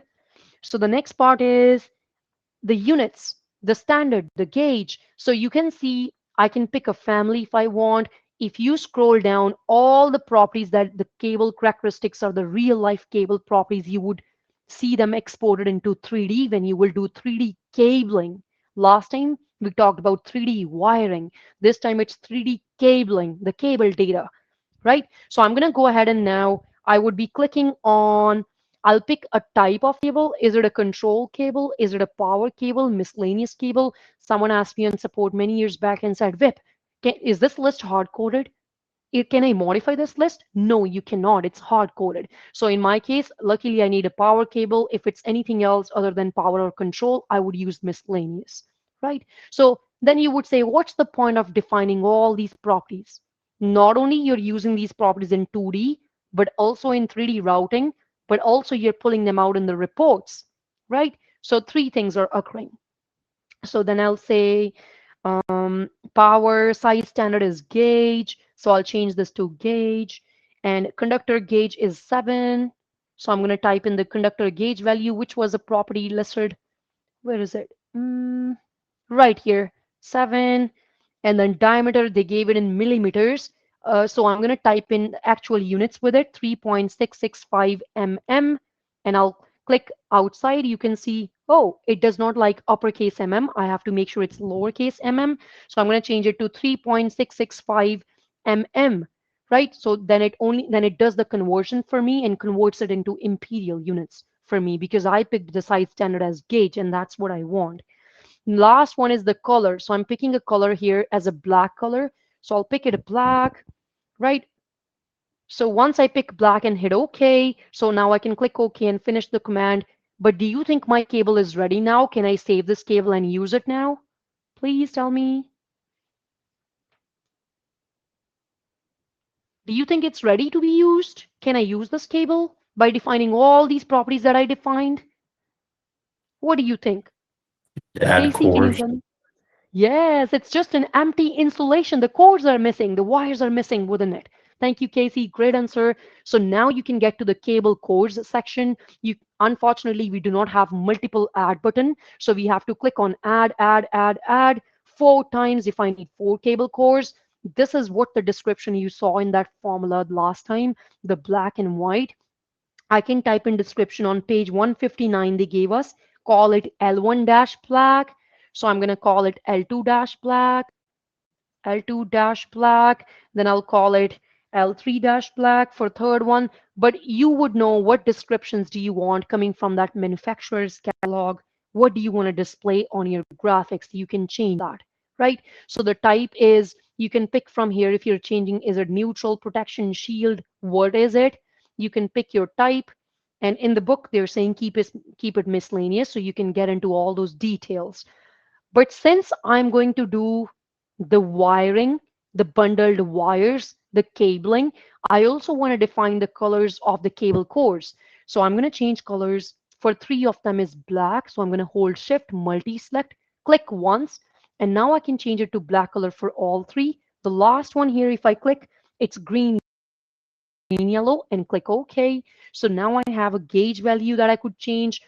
If I'm choosing this value, let's say if I put in 22 as gauge is what the book wants, if I'm going to hit OK now, there is a new enhancement in 2024. It will tell you if there is a problem with your gauge value on the basis of the properties of the cable insulation you defined here. So let's say if I click OK now, it will tell me VIP, your diameter of your cable cores, it exceeds the cable diameter. So what they define in the book is not the realistic value then it says the minimum required cable outer diameter, which has 4 cables within it, for defined cores is 0.17, which exceeds specifier. What do you want to do? So you could actually go ahead and go back and change the values, or you can continue, but you would know what's the diameter, what are the properties of cable cores to define. So I'm going to say continue, save it for me. All the properties are now saved. Now I can use that cable and do the detailed cabling, right? So your cable is now stored into library, cables manager in the library. So if I'm using that cable now, multi-select these 4 wires, right click on one of the selected wires, and I have to click on this button, associate cable cores button. When I do that, now these 4 wires you see on the bottom is what you selected from the graphics area. These are the 4 lines you selected. But what you would see in the top rectangular box is the realistic cable you're using from the library, the real cable part reference. So I'm going to add a brand new cable now, and I'll remove my filters. Which company's name we used? Vadim's last name, Otroda Incorporation cable. So I'm going to find my manufacturer company, Otroda. And it says, yes, VIP, here's your cable. You've got 4 conductors. It shows the cable size, color, properties, and I'll say I need one of these cables, hit OK. So I added a cable from the library, W2 cable from an Otroda Inc. company manufacturer. So if I expand this cable now, so we added 4 cable cores, the description that we defined for the cable cores. These are the 4 wires. I selected the lines from the graphics. I need to link each line with each realistic cable core. So I'm not going to sit here all day, pick one, associate. What I could do is, if your sequence is perfect, on the bottom for the selected wires, you can use your arrow, move it up and down if you want to change the sequence. My sequence is fine. So I'm going to use my Windows drag selection, select this, Windows drag selection, select this. Even though you see the blue color has disappeared, there is still a light grayish color. It's still selected, so don't worry about it. So select 4 and 4, click on associate button until it becomes nice and green and solid, or black or green, highlighted text. Until then, you are sure that the step is not completed yet, right? So now it's highlighted. I'm happy with it. Some people, they would just do select, select, okay. No, don't forget clicking on this button, associate cable cores. If you made a mess, you can select, select and say dissociate it, remove it. Then you can link it again. Selected 4 and 4, associate. Now I linked it again. When I'm gonna hit OK, you would see all the properties, the yellowish shade, that it's not a regular dump line, it's a special cable core line. And you see the formula started showing up for me, right? The text of the formula is red in color. If you want to change that, you can get back to your project configurations. Both formulas for are coming from your text tab. So you can see the red color is coming from here, schematic cable core formula, and the actual formula is on this side. You can click on 3 dots and change like we did the last time. So you've got your schematic cabling completed, right? You've got your cable connection points shown. Hey, how come my terminal numbers are missing for this motor? 1, 2, 3, 4, A, B, C, D. What's happening here? What do you think? Why is that missing? Please tell me. Why is that missing? That's data is supposed to come from the motor's manufacturer, right? So if I double click and check, does this motor have a manufacturer? Hey, no, it does not. So if I search a right manufacturer part, find a right motor, anything that has 4 circuits, add that motor, hit OK and OK. All the properties that I'm supposed to show coming from the tags would now show up here. Whatever was defined in the term in my symbol when I opened up that symbol. The part number, if I want to show manufacturer company's name. So all the data is coming from the manufacturer, right? So any questions so far with starting this cabling on schematic end? Please tell me.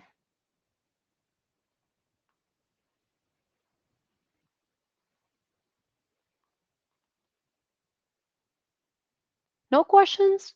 Okay, then you help me now. How would I do the same cable detailing on this line diagram end? So same thing, double click on it. This time I don't have to waste time, click, click, click, click, and do the connections. My connections are already done from the schematics end. All I have to do is, it's telling me, VIP, your cable is not selected. It's unreserved. Once I will select it, the name's gonna show here. That's all I gotta do. So I'm gonna say cable cores. Since I've already used a cable once, it went into my storage now in my project storage. I would get to my storage section and then I'll say, yes, this is the cable I'm using here, Atroda's Incorporation Company's cable. Click OK. Once I use that and close this, you can see now the name shows up here with the new formula that we changed, right? So any questions with starting with line diagram, getting to the schematics, or starting from the schematics and getting to the line diagram, or you're not doing line diagram at all, you're only doing the schematics cabling? So any questions with this, please? You could also multi-select wires here. If you don't like this cabling that you did, you can right click on the selected wire and click on as dissociate cable cores, that I don't need this. Dissociate cable cores, it will remove that connection for you like this. Then you can select it back, right click, associate again. Once you associate, 4 selected wires are on the bottom. The selected cable, if it's not here, you would add a new cable. But if your cable's here, you would select, associate. But anything that's already associated, you would see it's already highlighted. So you would not be able to use something that's already used. So someone said, VIP, can I use If I have 10 cable cores, can I use 4 at one spot, 3 at other, 3 at other? Yes. And someone said, Vip, what if I want to use the same cable 5 more times? Can I add it now? Either in this step, you can, let's say if I want for the second transaction, if I wanted to use the same W1 cable again, same cable twice or thrice, instead of wasting time, search new cable, I would say duplicate. So I can click on that cable, add a new duplicate for me, W3. So instead of wasting time finding a new one, I can click on duplicate button by selecting one. So it shows up here. And once you put that in your actual project, automatically it will get into your cable storage in your template storage right here. So one last thing I want to talk about, which we talk in 3D routing, is anytime you use a cable, if I add a fresh cable now, you would notice if I pick a random cable and click OK, it's missing a property of origin and destination for the fourth cable. But once I use that cable, it picks a property of origin location, destination location. Let's say if I have a push button in my location L1 and I have a terminal strip T1 in location L2. So it's going to pick a location L1 and L2 as origin destination location on the basis of components that you're connecting using that cable. So give me a thumbs up if it makes sense to you what this origin destination property is.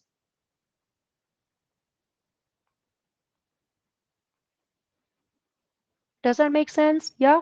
Some people will say, Vip, what if I do this? What if I get to this cable? I get to the properties of the cable. I define the origin and destination location. For example, if I pick origin location as door and destination location as pump. So now if Spike goes and he puts a component, uh, for example, a push button that's on a door location, a push button PB1 on a door location, and if he's linking a component from the pump, if there is a motor on the pump, if any one of you are going to do the detailed cabling for me, this cable W4 cable will be available for you because you're linking two components between one component is from door location, second is from motor. It could also be from motor and door. The sequence doesn't matter, but one has to be motor, one has to be door, second has to be pump, right? If I'm linking something from electrical room, right? And if I am linking a component from my motor is in electrical room, it's not on the pump, it's not nearby the pump. If I'm linking from different locations, it would say, Vip, the cable's grayed out. So let me show you what does that mean. So let's say if I've got two components, if I double click, and if I'm doing the detailed cabling, finding a cable, adding a cable, then you would not adding a new one using it from the reserved section. Then what it does is it will say, Vip, this cable will not be available for you either if it's used or your origin destination did not match your linking components from different origin destination. It would be grayed out for you.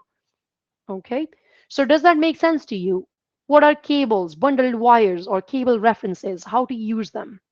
How to add them to your library? How to download more of these cable references from your electrical content portal? I hope you got a chance to register on this account yesterday evening. If not, that's okay. You can register it after. If your subscription is not valid, it's not updating for you, when I click on update subscription, automatically it uses my company's license from about button from here.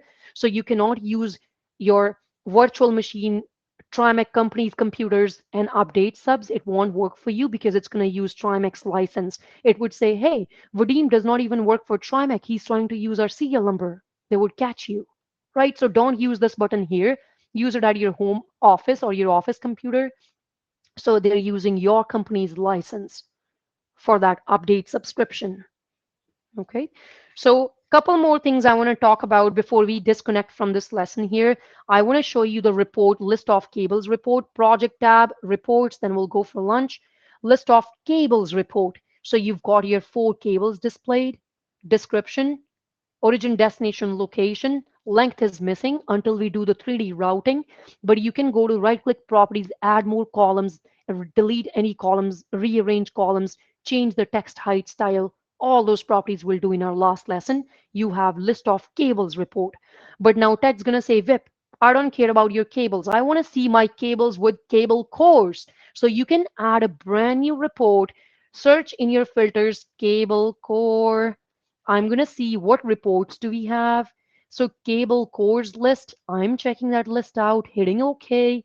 This time I have list of cable cores. It's telling me my origin component, destination component, all the details with the wire number, all the connections that are made, my cable W1, W2, W3, W4, like that. So any questions with the reports for the cable references, please? So I want to talk briefly about terminal strips. Book doesn't talk much or any topic or any lesson on terminal strips. So let's say now Alex is telling me, Vip, I love the idea you used 2 terminals for this sensor B1, 4 terminals from TV1 for this motor. Can I show a beautiful terminal strip drawing diagram? Yes, you can. So on your project tab, if you click on this button, terminal strips button, any terminal strips you used in this lesson, TV1, TV2, just like any cables will add in the lesson, it shows in the cables. Any terminals I added in the component tree, it would show in the terminals on project tab. Any PLC components I'll add in the component tree, it's going to show in the PLCs tab. That's how it works. In the same way, I used 2 terminals components in component tree. They showed up here. We are working with TB1. So I'm going to generate a report for TB1. I'll uncheck the propagation and generation of the report or drawing for TB2. So when I click on TB1, you can click on Edit button. When you click on Edit button, you could see this diagram. If you want to add bridges, you can click, right click, you can add bridge, create a bridge. You can right click here on one line item by selecting one. You can define, you can change a lot more properties with these terminals. You've got this advanced tab on the top. You can add bridges using this button in Word and many other things you can do on this tab using terminal strips. So all these properties, if you want to learn about these tools and tabs, you can also click on this mark column here, right click here, you would see a lot more properties.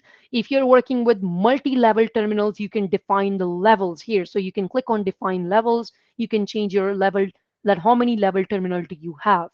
So once you define all the properties here, so see any cables you have connected, what type of cable you have connected, what are the cable cores connected, which companies, what components are connected, which wires, which cables, all those details. It's not very nice and clean to read it here. So you could click on generate drawing button.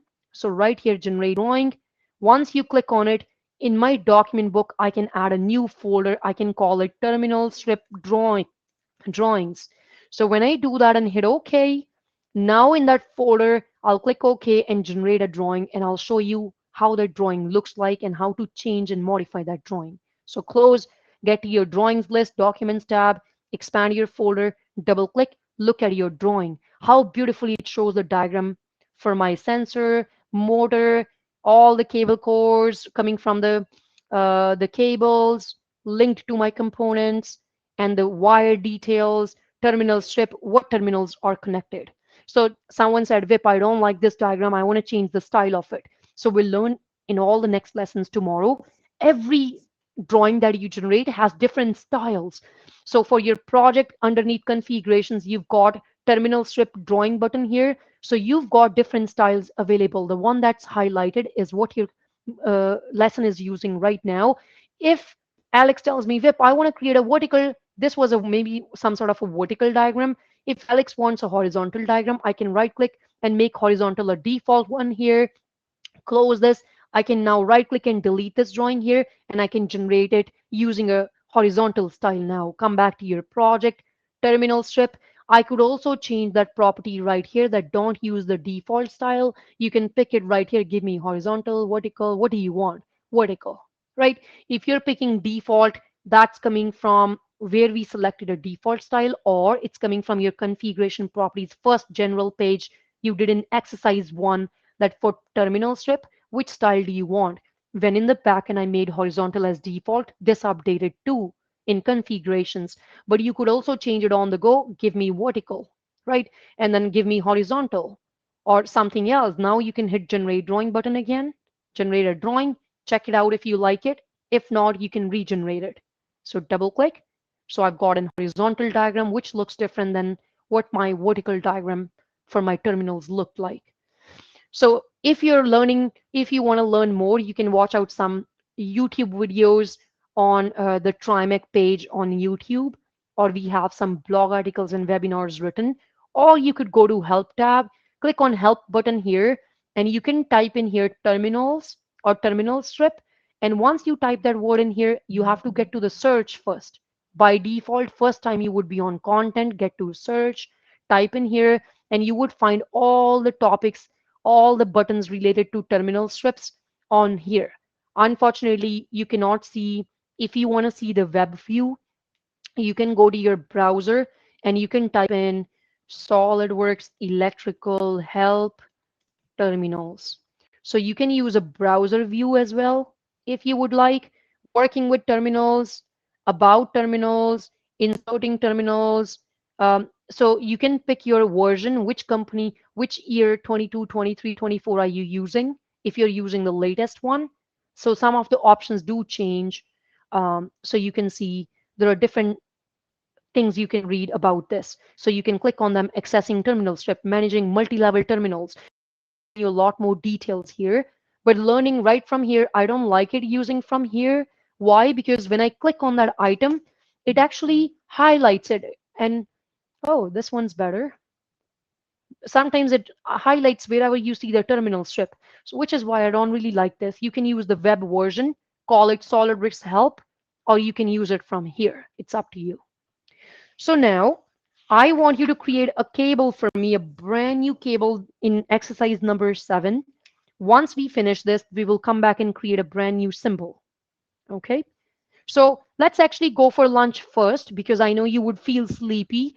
So I don't want to start teaching you right away after the lunch. I'm going to give you exercise time after lunch. So I want you to come back at 2:18, please. Then we will come back and start this exercise. So if you eat too much, so you don't feel sleepy, working on exercise would help you get out of the sleep. Okay, so go away, please. Stretch your arms, get to the washroom, go eat some lunch, come back. Then we'll start your exercise 7 on page 169. If you come back earlier, I'm going to put a message in the chat with the page number. So let me put a message in the chat with page number so you can start working on this exercise number 7.